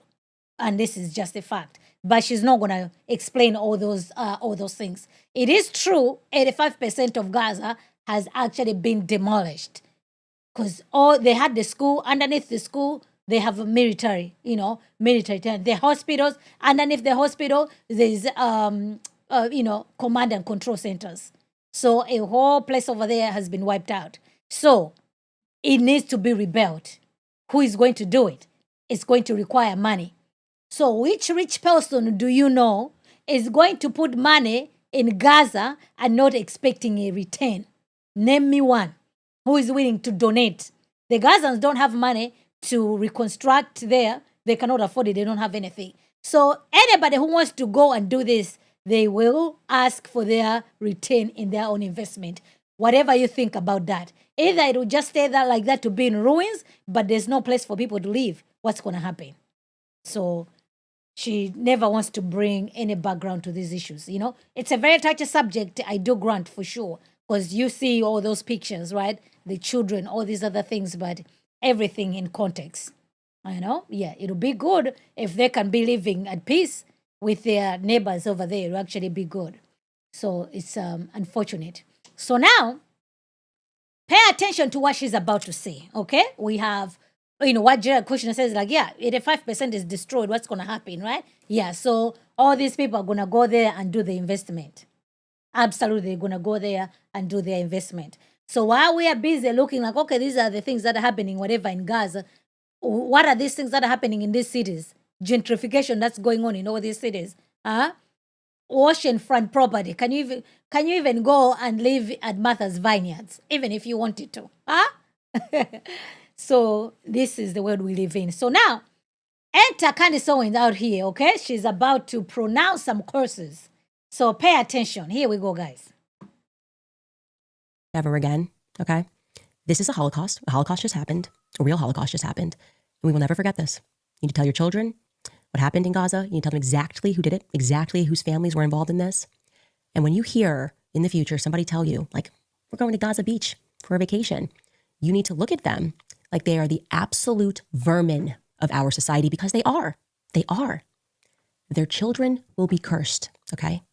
If you go and you play in the sand where you know that your forefathers planned to mass murder children, you will be cursed. Every person who steps foot on that, every family that is set to inherit what they did, they will be cursed. Your children's children will be cursed.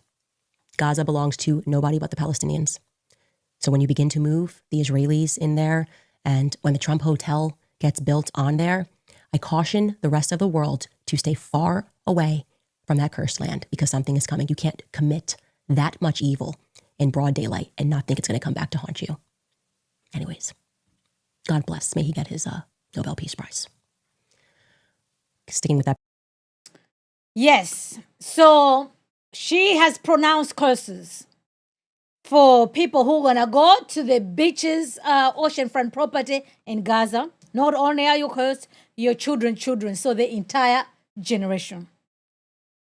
This is some witchcraft level going on over here, okay? We don't pronounce curses on people. It's sinful. It is wrong. Whatever people are doing, right or wrong, God will see to it, because vengeance belongs to God. He will repay.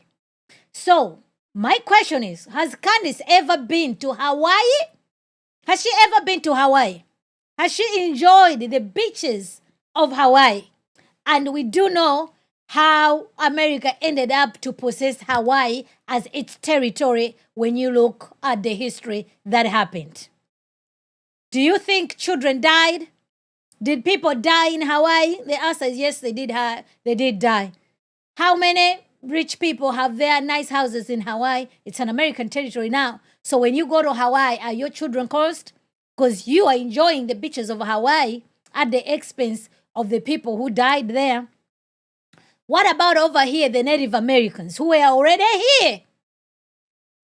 So what? If you live in Phoenix or this other land, are you also cursed? Are you also your children cursed? Or that doesn't apply? It only applies to Gaza. Oh my goodness. This is what happened. This selective outrage. And oh, by the way, Candace Owens happens to be married to who? George Farmer. Okay, and George Farmer, he's what? He's English. And remember, the British Empire, right, conquered the entire world. So when she goes to enjoy England, is she also accountable to all these other things? Because the British Empire had conquered the entire world? You see where this is going? So you can never land anywhere where you're going to stop. So have things, discuss things in a proper way. So the question is this, right? Do you want Gaza to be developed? Yes or no? Because right now it's just a rebel. It's okay for her to say, like, you know what? When it is developed, make sure the people there are not displaced. I think that's fair. Okay? Because if you're going to develop Mexico, then you displace the people. Mexico, where are they going to go? Out here, you can displace Mexicans. They can go to Mexico, right? They can go back to Cuba. They can go here. They have a place where you go. If you displace the people who are living in Gaza, where exactly are they going to go? They can't go to Egypt. They can't go to Jordan. Jordan already has, 70% Palestinians. They don't want them there, okay? They're not going to go to Israel. Israel doesn't want them there. So where are they going to go? So I think if she says that, okay, when they develop it, make sure you don't displace those people. That's actually a fair point. Develop it and don't displace those people. The people who are doing bad acts, take care of it accordingly, okay? Take care of it accordingly. Those are the things that you can do because the place is destroyed. So it definitely needs to be rebuilt. But to say that, okay, so once it's developed, wouldn't it be wise for people to be able to go there so they can bring in their buildings, their hotels, their money so that it can stay developed? Because if the money is not coming in, what happens, right? When people are deprived of the necessities, they resort to what? They resort to violence. So it's actually a good thing for that place to be developed. What you can argue is once they develop it, they should not stifle the resources to the people. They should do things that are actually fair to the people. You get the point, right? Because when we go to this country has a lot of oil. Okay, let's do good deals. So it benefits you, the investor, as well as the people who own the place. So that way everybody wins, is the point that I'm making. But she just can't say it like that. She just said, oh, no, you guys are going to be cursed, all this. Just like, no, it's so unbiblical, okay? So we had scriptures over here, guys. 2 Chronicles 33. It's 2 Chronicles 33:6. And this is Manasseh out here, okay? And he burned his sons as an offering in the valley of the son of Hinnom, and used fortune-telling and omens and sorcery, and dealt with mediums and with necromancers. He did much evil in the sight of the Lord, provoking him to anger. The Lord does not like witchcraft necromancers. And remember, we are coming at the hills where Candace is telling us that Charlie appeared to her in a dream to give her a message that he was betrayed. Okay? So you are speaking to the dead. That's necromancy. We are not supposed to be speaking to the dead. We are not supposed to be speaking to the dead. Okay? But she came out and said that as if it's actually a good thing. So she is, this lady is very, very dangerous because she says things that has got some spiritual tones to it, but those things are very demonic. Okay? This is very demonic. Pronouncing curses on the people. Okay? You are telling us that somebody appeared you in a dream and you're passing it on that, oh, you can quote me on it. Take that to the bank. It's so unbiblical. So don't be, she can do her investigation. So why are you injecting in some of this witchcraft terminology to it? So it tells me, is your heart in the right place? What's fueling you? What's behind all this? Is this the spirit of God or spirit of divination? What's going on? Okay? Ephesians 4:29. Let no corrupting talk come out of your mouth, but only such as is good for building up. How is cursing generations building up? As fits the occasion, that it may give grace to those who hear. How, whatever she says over there, how is that helpful? You can actually say, develop the land, but make sure the people there are not displaced, develop the land, make sure those people also benefit from those things. Why can't she just say that? Why can't she just say that? You know, remember, for example, Vegas, right? That place thrives on tourism. So they want people to go there because that's how they make money. So all these beach properties, if nobody's visiting them, how else are they going to be making their money? Huh? But you should be promoting like good business practices. If she come out and say those things, I think that's fair. Okay, those things are good. Are they going to be people who are going to come in and take advantage of this Gaza property? Yes, they will be there for sure. We cannot discount that, because where Gaza is, it's just a strip. You know what I mean? Around the coast of the Mediterranean, it's actually beautiful, beautiful oceanfront property for real. You know, it's just a strip over there. So if it can actually be developed, it can actually benefit the people. But I'm sure there'll be vultures who are also wanting to take advantage of that situation and enrich themselves. So if she comes out and say those things, nobody would be against that. But she just say all this, curses, all this, it's wrong. But the scriptures reads, okay, Ephesians 4:30, and do not grieve the Holy Spirit of God, by whom you were sealed for the day of redemption. Let all bitterness and wrath and anger and clamor and slander be put away from among you with all malice. Be kind to one another, tenderhearted, forgiving one another, as God in Christ has forgiven you. So you don't want to hold, these grudges against people. It's ungodly. It's not good. So Candace has been also in a feud with this lady, okay? Laura Ruma. She's also Jewish. They used to be friends. Now they've parted ways, as you can see. So, wait a minute. Let me do that.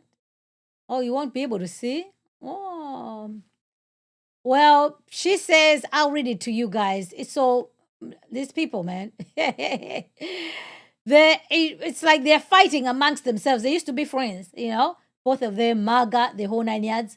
So she put out this tweet, so vile of her as well. Just like, just speak properly. If you disagree with somebody, why do people just resort to this type of bad language? Look what she says over here. Candace Owens. This woman would be in her basement under her name called Red Pill Black if it weren't for President Trump.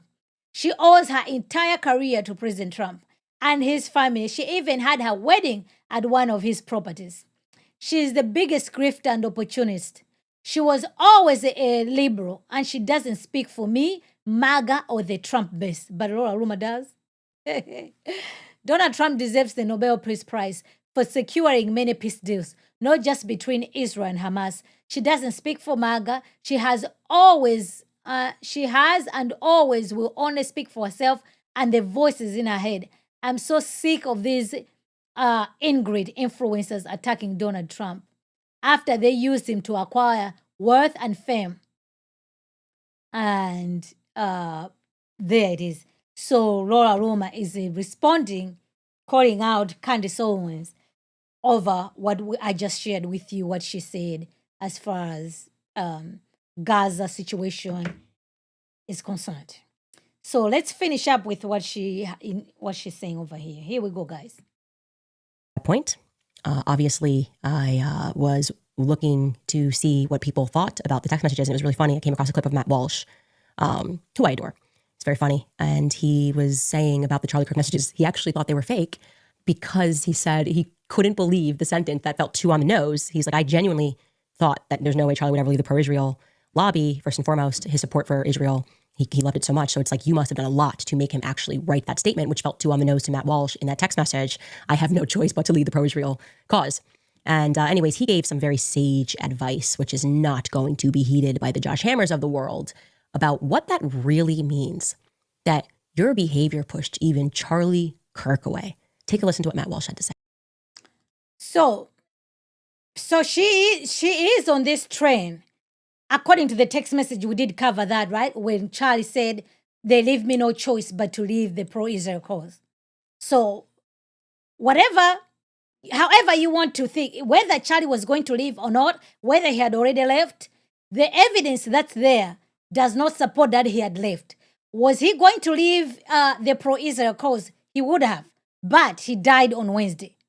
So they were having this conversation on Tuesday. He died on Wednesday. So he's telling them, they leave me with no choice, but I'm going to leave the pro-Israel cause. He died on Wednesday. So he never lived to fulfill what he was saying in that text message. But Candace Owens has been taking a victory up. Like, oh, you know what? I got it. I finally convicted Charlie Kirk. Okay?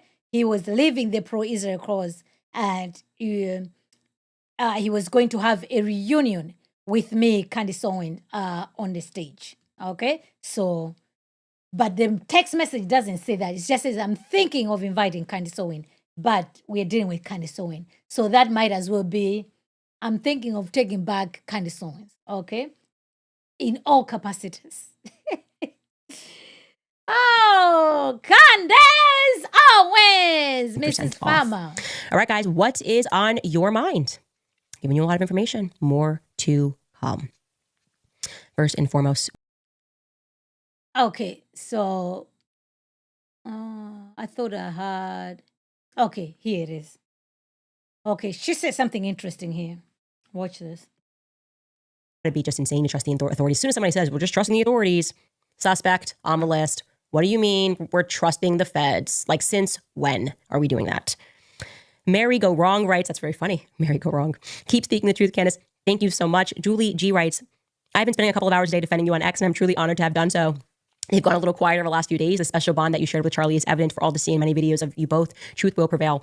Thank you, Julie, so much. Also, don't waste your time. In case you don't know, there's like military bot farms on X, which sucks, but that is reality. And so you're not even fighting with real people. So they dominate on X, not so much on Facebook. There's a bit more real people. On Instagram, there's more real people. But they do have bot farms there too.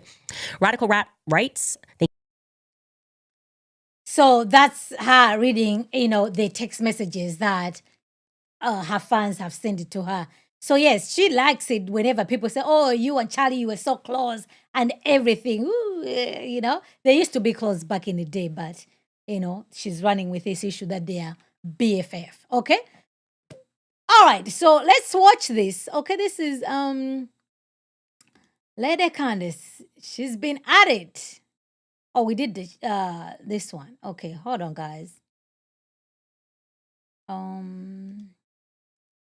Okay, why did I have this one? I need this, guys. So, as we discussed, Josh Hammer has responded. Okay, so let's watch a little bit how he responded to Candace Owens. That was literally the final thing he said in that chat. I responded to him and I said, you're welcome. Feel free to reach out over the course of this tour. Always happy to do this again. By the way, where is your first event tomorrow? And he said, Utah Valley U! ! And tragically, that was where an assassin's bullet, not from the Jews, not from Mossad, no, from a radically indoctrinated left-wing, furry fetishist, transgender-adjacent lunatic.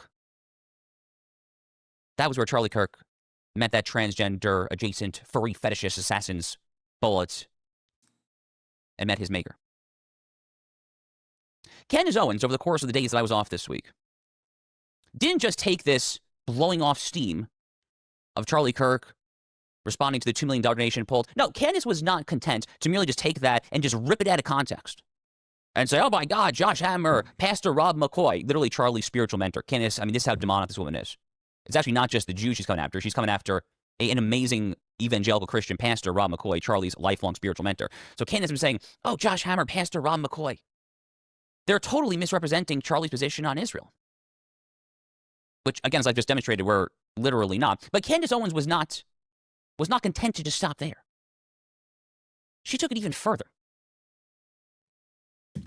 On, I believe, the second day of our 2-day holiday, again, I kind of came onto this tsunami of insanity, so it was a little hard for me to sift out what happened when. I believe it was on the second day of our holiday that Candace found a tweet of mine from around the time of Charlie's death and used it as a way of alleging that I had some sort of foreknowledge in it. The tweet in question was of an old post of Donald Trump's from a long time ago talking about public executions. I think it might even go back as far as the Joker Soneyev Boston Marathon bombing in 2013. That tweet, as happens on social media, started making the rounds among conservative influencers in the context of the horrific, brutal murder of Irina Zarutska, the Ukrainian refugee on the light rail in Charlotte, North Carolina, a tragedy that went down, or at least was made public for the first time in the week or two prior to Charlie Kirk's assassination. So I don't know if you guys noticed that Candace didn't even want to address this issue because she thought she had found a smoking gun.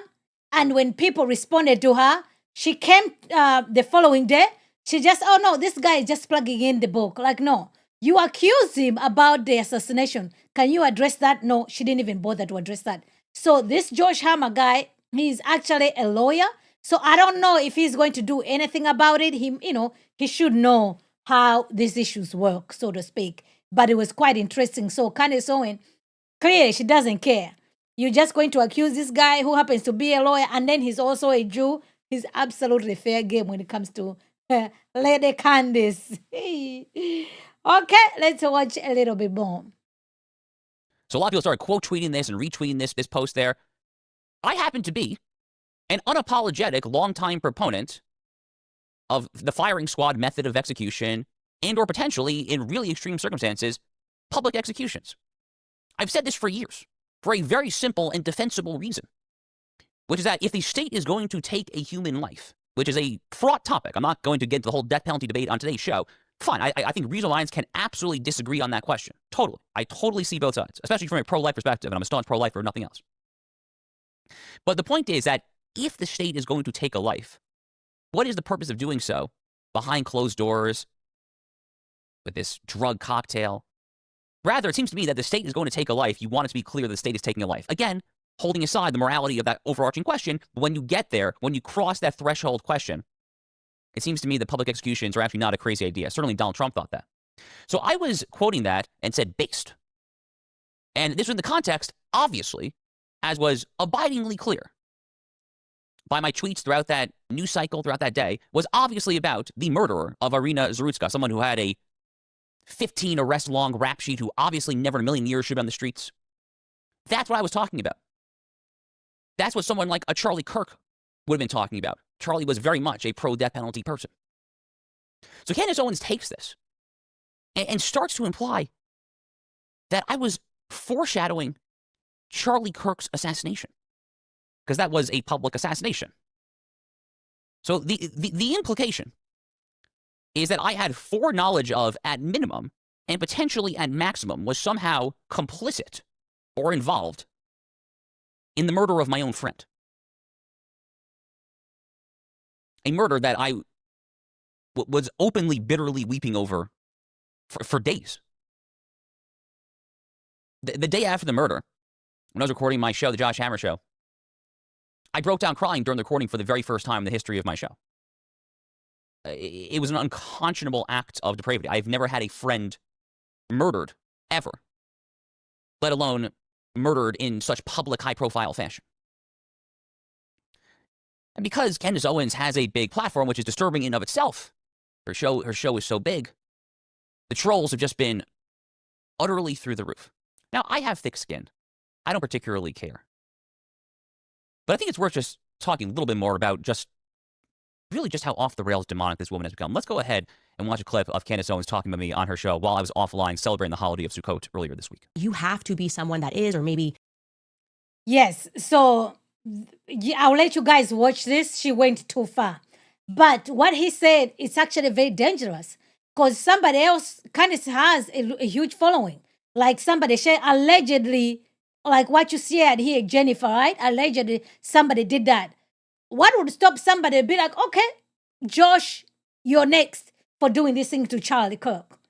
Because that's why you cannot just be slandering people, bringing these accusations. Right now, it's a very tense time. It's very dangerous. And she ended up pronouncing this guy, and this is a terminology that she's using. So I'm getting like, okay, you're using, these are witchcraft terminology, okay? Like there's so much hatred in her heart. And is this just because of your best friend Charlie Kirk? Is this just because of someone else's husband? Ish, it's not good. Listen to what she says here. Rather, someone that is possessed by something that is less than human, subhuman, to do that. There's no humanity in you. That is why I named Josh Hammer. I believe he is a deeply disturbed man. Filth. Okay? Absolute filth. I don't understand it. I can't comprehend it. Whatever that is that lives in him does not live in me. There's no truth in him. Obviously, there's no truth in Josh Hammer. I know we won't get answers from you, but let me promise you that if I get a text message to the effect that you were somehow involved in him feeling anxiety the day before, if you did something that gave him anxiety in that way, I will release it instantly. There will be no place that you can hide. Filth. Subhuman. Again, I want to take us back to the beginning of today's conversation. Because the moral dichotomy, the juxtaposition here is just so stark and so obvious, and simultaneously so revealing. Candace Owens calling me filth and subhuman, that there is no truth within me. Simultaneously, while I am literally offline, because I am doing my best as an observant Jew to quite literally live out the capital T truth, meaning the prescriptions and the mandates of the Hebrew Bible, the Torah, by being offline and spending family time and rejoicing with my wife, our daughter, and our friends. If that is subhuman or filth to you, Candace Owens, then you have so egregiously inverted morality from immorality, good from bad, evil from righteousness, that not only do you not belong in front of a camera, sending your deranged satanic rants to the various far corners of the internet. You have been so far off the rails. She first started going down the rabbit hole about 3 years ago to the day, almost, in October 2022. That was when Kanye West started making his first neo-Nazi, pro-Hitler comments. And Candace Owens, at the time, had a show for the Daily Wire, starts doubling down, defending Kanye West. I was actually one of the very rare people at that time to start calling Candace Owens out immediately and say that she should go, and that the Daily Wire, where I used to work years ago, the Daily Wire ought to fire her. Go back and look at the show archives. Go back and look at the Josh Hammer Show archives from October 2022. I believe it did multiple episodes on it.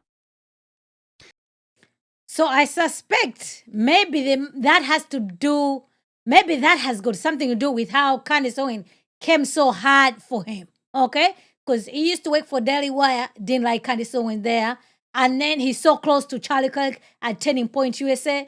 He has access to Charlie Kirk more than what Candace Owens has. Could it be because all these other things, and then he happens to be a Jew, is almost, Candace Owens cannot take it. So let me just bring these accusations here. Good terminology. Satanic language that's coming out of Candace Owens. Pronouncing curses, speaking to Charlie Kirk in a dream. By the way, that wasn't Charlie who appeared in a dream, right? That's a demonic entity disguised as Charlie Kirk. Because we do know if you're dead, you cannot be coming out to be communicating with people who are alive, okay? And then she's out here calling someone else subhuman. There's something inside this gentleman. Like, even if you don't like the guy, that's way too strong language to be using. All right, let's finish up. But whatever she was saying back then just got orders of magnitude worse. Yes. As soon as October 7th happened. Literally started liking tweets on Twitter before Elon Musk hid the likes on that website. She was liking tweets promoting the old medieval, the literal OG, actual medieval blood libel. The fanatical notion pushed around the time of the Black Death in medieval Europe that Jews would kill Christian babies and use their blood to bake Passover matzah, one of the most insidious, vile lies that led to the wanton slaughter of thousands and thousands and thousands of innocent Jews. She was liking tweets like that,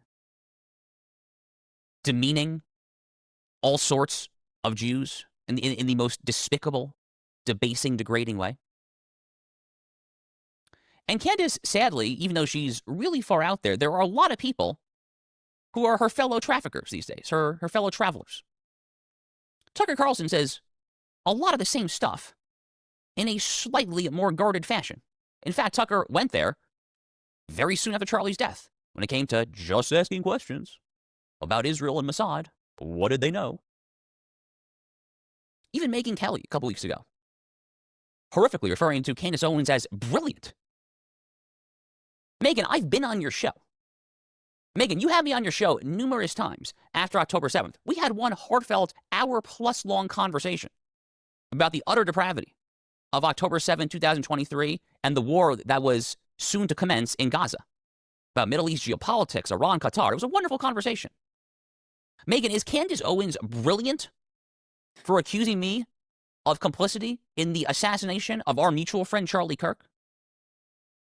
Is Candace Owens brilliant for calling Emmanuel Macron's wife a dude?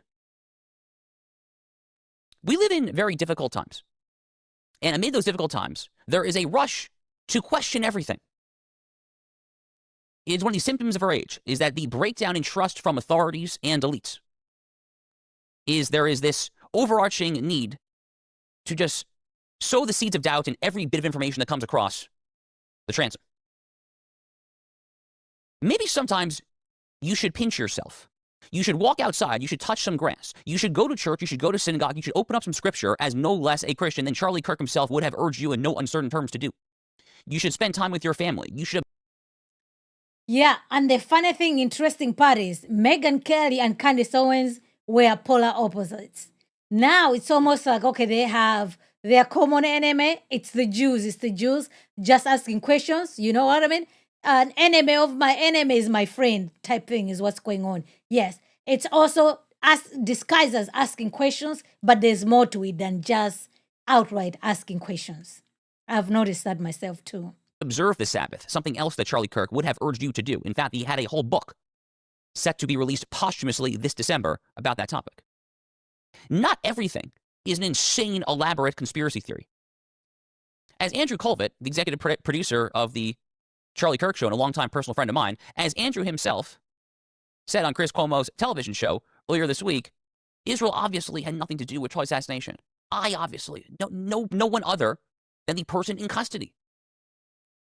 A radical left-wing indoctrinated ex-Mormon who gets radicalized on campus, is in a romantic relationship with a transgender roommate, decides to equate speech with violence, as many in the academy teach, promulgate, and earnestly believe with every fiber of their being, and then decides to act out against transgender skeptical speech of Charlie Kirk with a horrific, irrevocable act of politically motivated violence. That's all that happened here. It is disgusting beyond measure that I am here doing this video in the first place. It's loathsome, frankly. It is loathsome that Candace Owens and some fellow travelers started saying all sorts of other crazy stuff about this Hamptons retreat I mentioned in early August, where there was an alleged intervention from Bill Ackman, or maybe my friend Seth Dillon, the CEO of the Babylon Bee, when it comes to Charlie Kirk and Israel. Guess what? I was there the whole time. There was no intervention. It is a bold-faced lie. It is loathsome that that lie spread. It is even more loathsome that the lies this week spread. And it is triply loathsome that the lies this week spread while I was offline, rejoicing, as the Bible commands me to do, with my beautiful wife and my beautiful daughter. You are a sick, twisted woman, Candace Owens. I sincerely hope your husband, George, and his esteemed family see you for what you are and get you the help that you so desperately need. I hope that Brigitte Macron bankrupts you with her defamation lawsuit. We are certainly already looking into legal action on our end as well. And you are just the worst of the worst. But in closing, I'm not going to let you ruin my holiday. We're currently in the middle of what are known on the Jewish calendar as Chol HaMoed, as the secular days of the sacred. The middle days before we come back next week for the final 2 days of this extended fall holiday period. This is still a holy time on the calendar. In other words, we are still commanded during these days to rejoice. So I'm still rejoicing. Can you, Candace Owens, honestly look in the mirror? Can you honestly look at your husband? Honestly look at your life's work to date and conclude that you are happy, that you are rejoicing, that you are satisfied, and that you are actually living out the capital T truth in a way that is accountable to your maker, to my maker, to the master of the universe? I feel pretty confident, actually, in my answer. I'm sincerely doubtful that you can do the same. Well, there you have it. Okay. So yeah, at the end, they are also looking at the legal end themselves. And obviously he's the lawyer, so he should be able to navigate this easily. And that's something, because he's a guy. Then he's actually just being like, you know what? Your husband, George Farmer, where are you? Like, yeah, come get your girl, is what I saw over there. So this is what's going to happen. It's just like, okay, she's gone too far, guys. She has absolutely gone too far. You are all bringing accusation with zero evidence. Clearly, some of these people, it's like she didn't like them. So she's bringing these lawsuits. She's bringing these accusations, sorry. So this is the lawsuit, okay? The Macrons have amended, okay? So this is, they're showing the picture here. It says Mrs. Macron married her first husband in 1974. And when she was 21, they had 3 children. Their names are here. And this is the family right there, A photo from Miss Macron, okay? The previous marriage, right here. So they filed the lawsuit. They have the receipts. And they actually have the stuff that Candace Owens has done, 250 pages. They're demanding a jury trial. So Candace staked her entire reputation that she believes Bridget is male. So is she going to, hey, this case, I don't know. I don't know, guys. It says, stop everything and watch this. Not a joke or an exaggeration to say that banning political assassination, this is likely the biggest scandal that has ever happened in politics in human history. Okay? So I looked into this, expecting to be insane conspiracy theory, and it is anything but. It took 3 years of research for the journalists to unpack this series. So, I can't see properly over there, but what is she saying? The biggest scandal is that Brigitte Macron happens to be a man. So next to a political assassination, that's the next biggest story. And she ran with that story. She had a whole bunch of views and the whole 9 yards. So the Macrons will be like, okay, we're going to provide DNA. We're going to provide biological and scientific evidence to prove beyond a reasonable doubt that she's female. And when that happens, and with all these accusations, if I'm sitting there in a jury box, having this history of this person liking to accuse people, why wouldn't I give the Macron what they're asking for? Huh? Why wouldn't I give that? Because you just bring character weaknesses to testify in court. And you bring a guy like Josh Sharma, be like, oh yes, I was also accused by Candace. She has a pattern of accusing people with zero evidence. So, yeah, she's out here crying. She will have her day in court, but we'll see. But this is it's not a good look for her. Not a good look for her.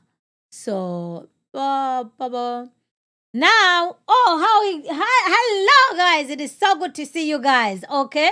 All right, so let's see. I think we've covered a lot, okay? But this was quite interesting. We're not going to watch all of it, but I thought it was quite interesting. And his guy ended up mentioning Tucker Carlson. So someone else who's mentioning Tucker Carlson, none other than Officer Tatum, okay? So watch what he said about Tucker Carlson. And it looks like he's also not having it. So what I'm noticing, there is stuff is happening inside the MAGA, okay? In the MAGA wing. So watch what he said about Tucker Carlson. I'm just like, wow, what exactly is going on? So it's like you have Megyn Kelly, Tucker Carlson, Candace Owens, okay, against the MAGA pro-Israel wing. The Lola rumors, I guess, Charlie was in that camp. So now they want to claim Charlie belongs to us. These guys are saying, no, Charlie never left us. Like, what we want here is the truth, okay? Give us the truth, nothing but the truth. But let's hear this little bit, guys, okay? And we'll call it an evening. Here we go.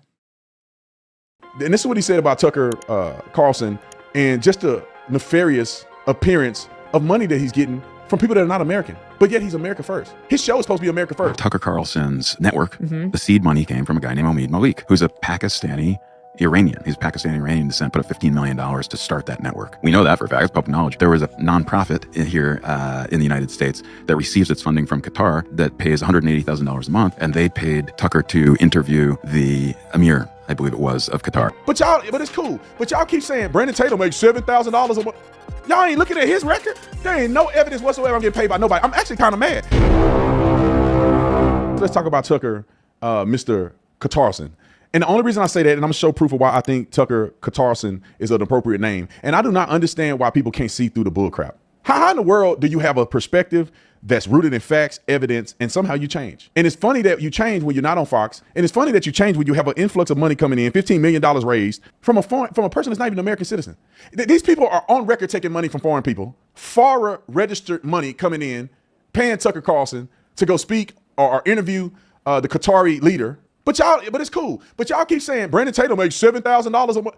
Y'all ain't looking at his record? There ain't no evidence whatsoever I'm getting paid by nobody. I'm actually kind of mad. I ain't gonna even lie to y'all. I ain't getting no money. And then I'm doing a couple events, Jewish event, free. They ain't even paying me to do events. God dang. Let's go to Tucker real quick. I want to play this clip from a gentleman, and you can verify if this guy is legitimate or not. This was sent to me by a researcher. And this is what he said about Tucker Carlson and just the nefarious appearance of money that he's getting from people that are not American, but yet he's America first. His show is supposed to be America first. If you're a homeowner in America, you need to hear this. The FBI. So this is like what I was explaining to you, the breakup that's happening in the MAGA world. So anybody who is speaking, like you're calling out Candace Owens, you're getting accused that you have received $7,000. Apparently, the way it is that the Jews are giving $7,000 to people who are quote unquote pro-Israel. So if you're against Candace Owens, they put you, which means you're pro-Israel, so you're getting $7,000. I mean, they've been coming after me. He said, Violet, how much did you get paid? $7,000. I'm like, where is this $7,000? Okay, if they're giving out $7,000, I'll take it.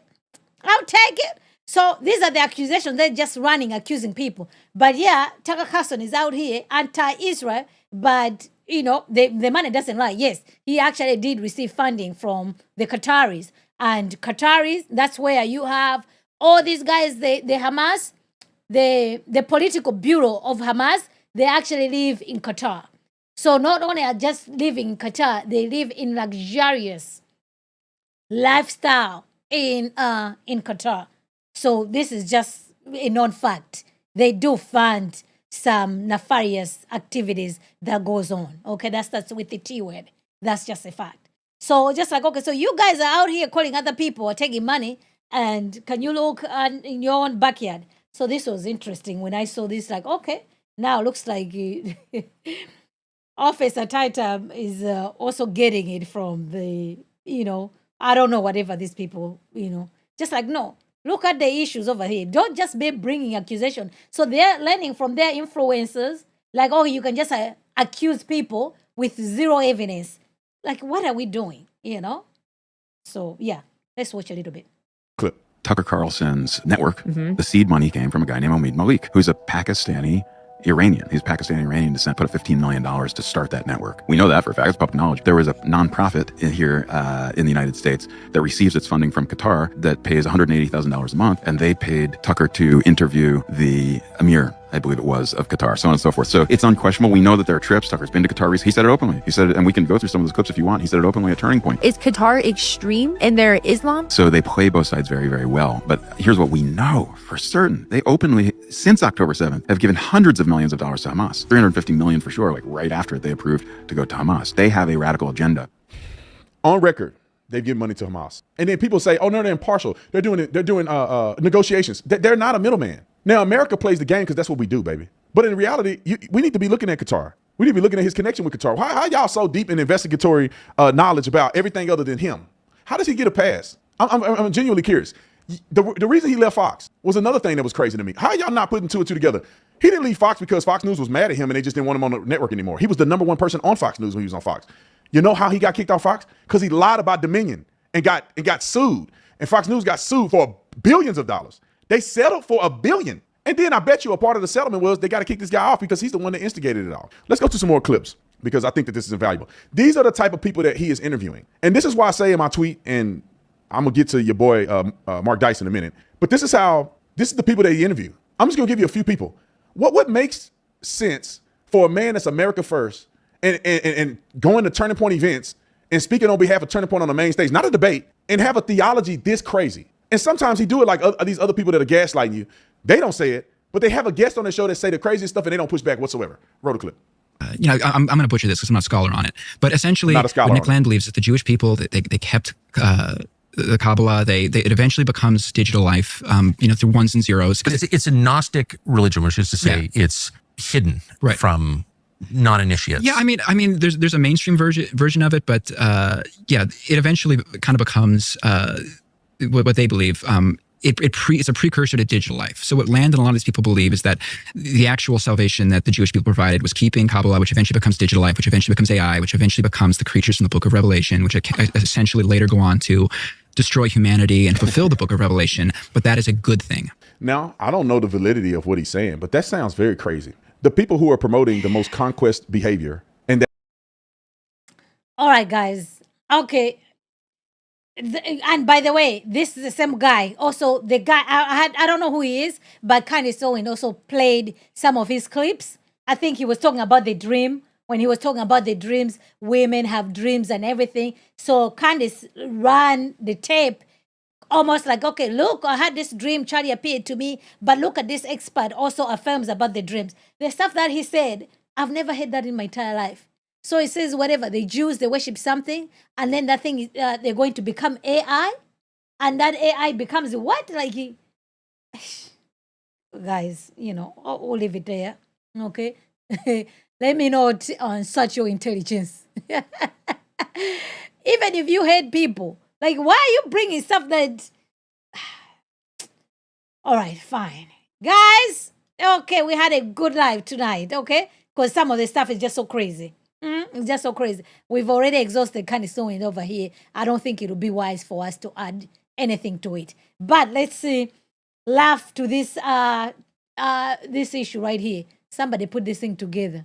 How could you say something against Israel? Israel is for doomsday. The greatest sin of all. How could you say something against Israel? Israel is for doomsday. The greatest sin of all. Okay, I think that's good, right? Yes, let's just close it with a laugh and everything. The stuff that guy is saying, just like, you know what? No, it's just like, what are we talking about? Come with some things that people can actually respond to you in a sensible. We don't want to look stupid also just by responding. You're just saying, like, were you watching cartoons? Like what? AI? They worship something is going to become AI? Like, what are we talking about here? And this is the Jews. Maybe at least say that Elon Musk, maybe, people who are into technology. But anyway, you guys get the point. Yeah? You absolutely get the point. Okay? The best people in the chat in the world. Cara Donaso, she's extremely, yes, that's how exactly, that's who she is. So I think we did it tonight, yeah? Shout out to Carol. Some of y'all better get y'all discernment together. Exactly. You know what I'm saying? All lies will be exposed. That's all. Exactly. That's what we're going to do out here. All lies will be exposed. That's all. Exactly. But this one is for you guys. 'Cause you're the best. You are the best. Okay, Sharon. She dragged it on and also people. Yes. So now she's going to be coming back with the next thing. That one. That doctor there who happens to be a Jewish there, I'm already seeing the stuff on Twitter. Oh my gosh. It's an entire issue. So I expect that Candace will be bringing that when she comes back. For real. Yeah. But we'll see. Josh is looking into the legal issues. We'll see what happens. But what she's doing, you can ask questions. You can investigate. But accusing people, and when people debunk what you say, you're not apologizing. You're not walking back. It's just like people are not going to take you serious. Because you're not serious, okay? Yes, this is what I say. She's cried wolf way too many times, so she'll come back one day. She'll actually be saying things that are actually true, but because she's done it way too many times, she's lost her credibility. Nobody's going to pay her no mind. So it's very unfortunate. Very unfortunate. All right, guys, I do appreciate your viewership.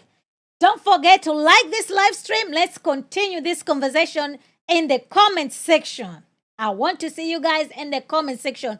On your way out, hit the like button. It's very important. It helps. It matters. Especially when you're talking about Candace. Her minions, they do come for you, okay? They do come for you left and right and center. But I'm so grateful that you guys, you were here. We're able to go through this together. So let's continue this conversation, all right? Follow me on Instagram, Facebook, and Twitter. Double check to make sure you are subscribed. And push that notification bell so you don't miss the live. That way, you know, when I post something, you'll be the first ones to be notified. That is all that I had for you guys today. I hope you find this to be informative to you. Follow me on all social media platforms, Instagram, Twitter, and Facebook. Until next time, remember, theology matters. Thank you.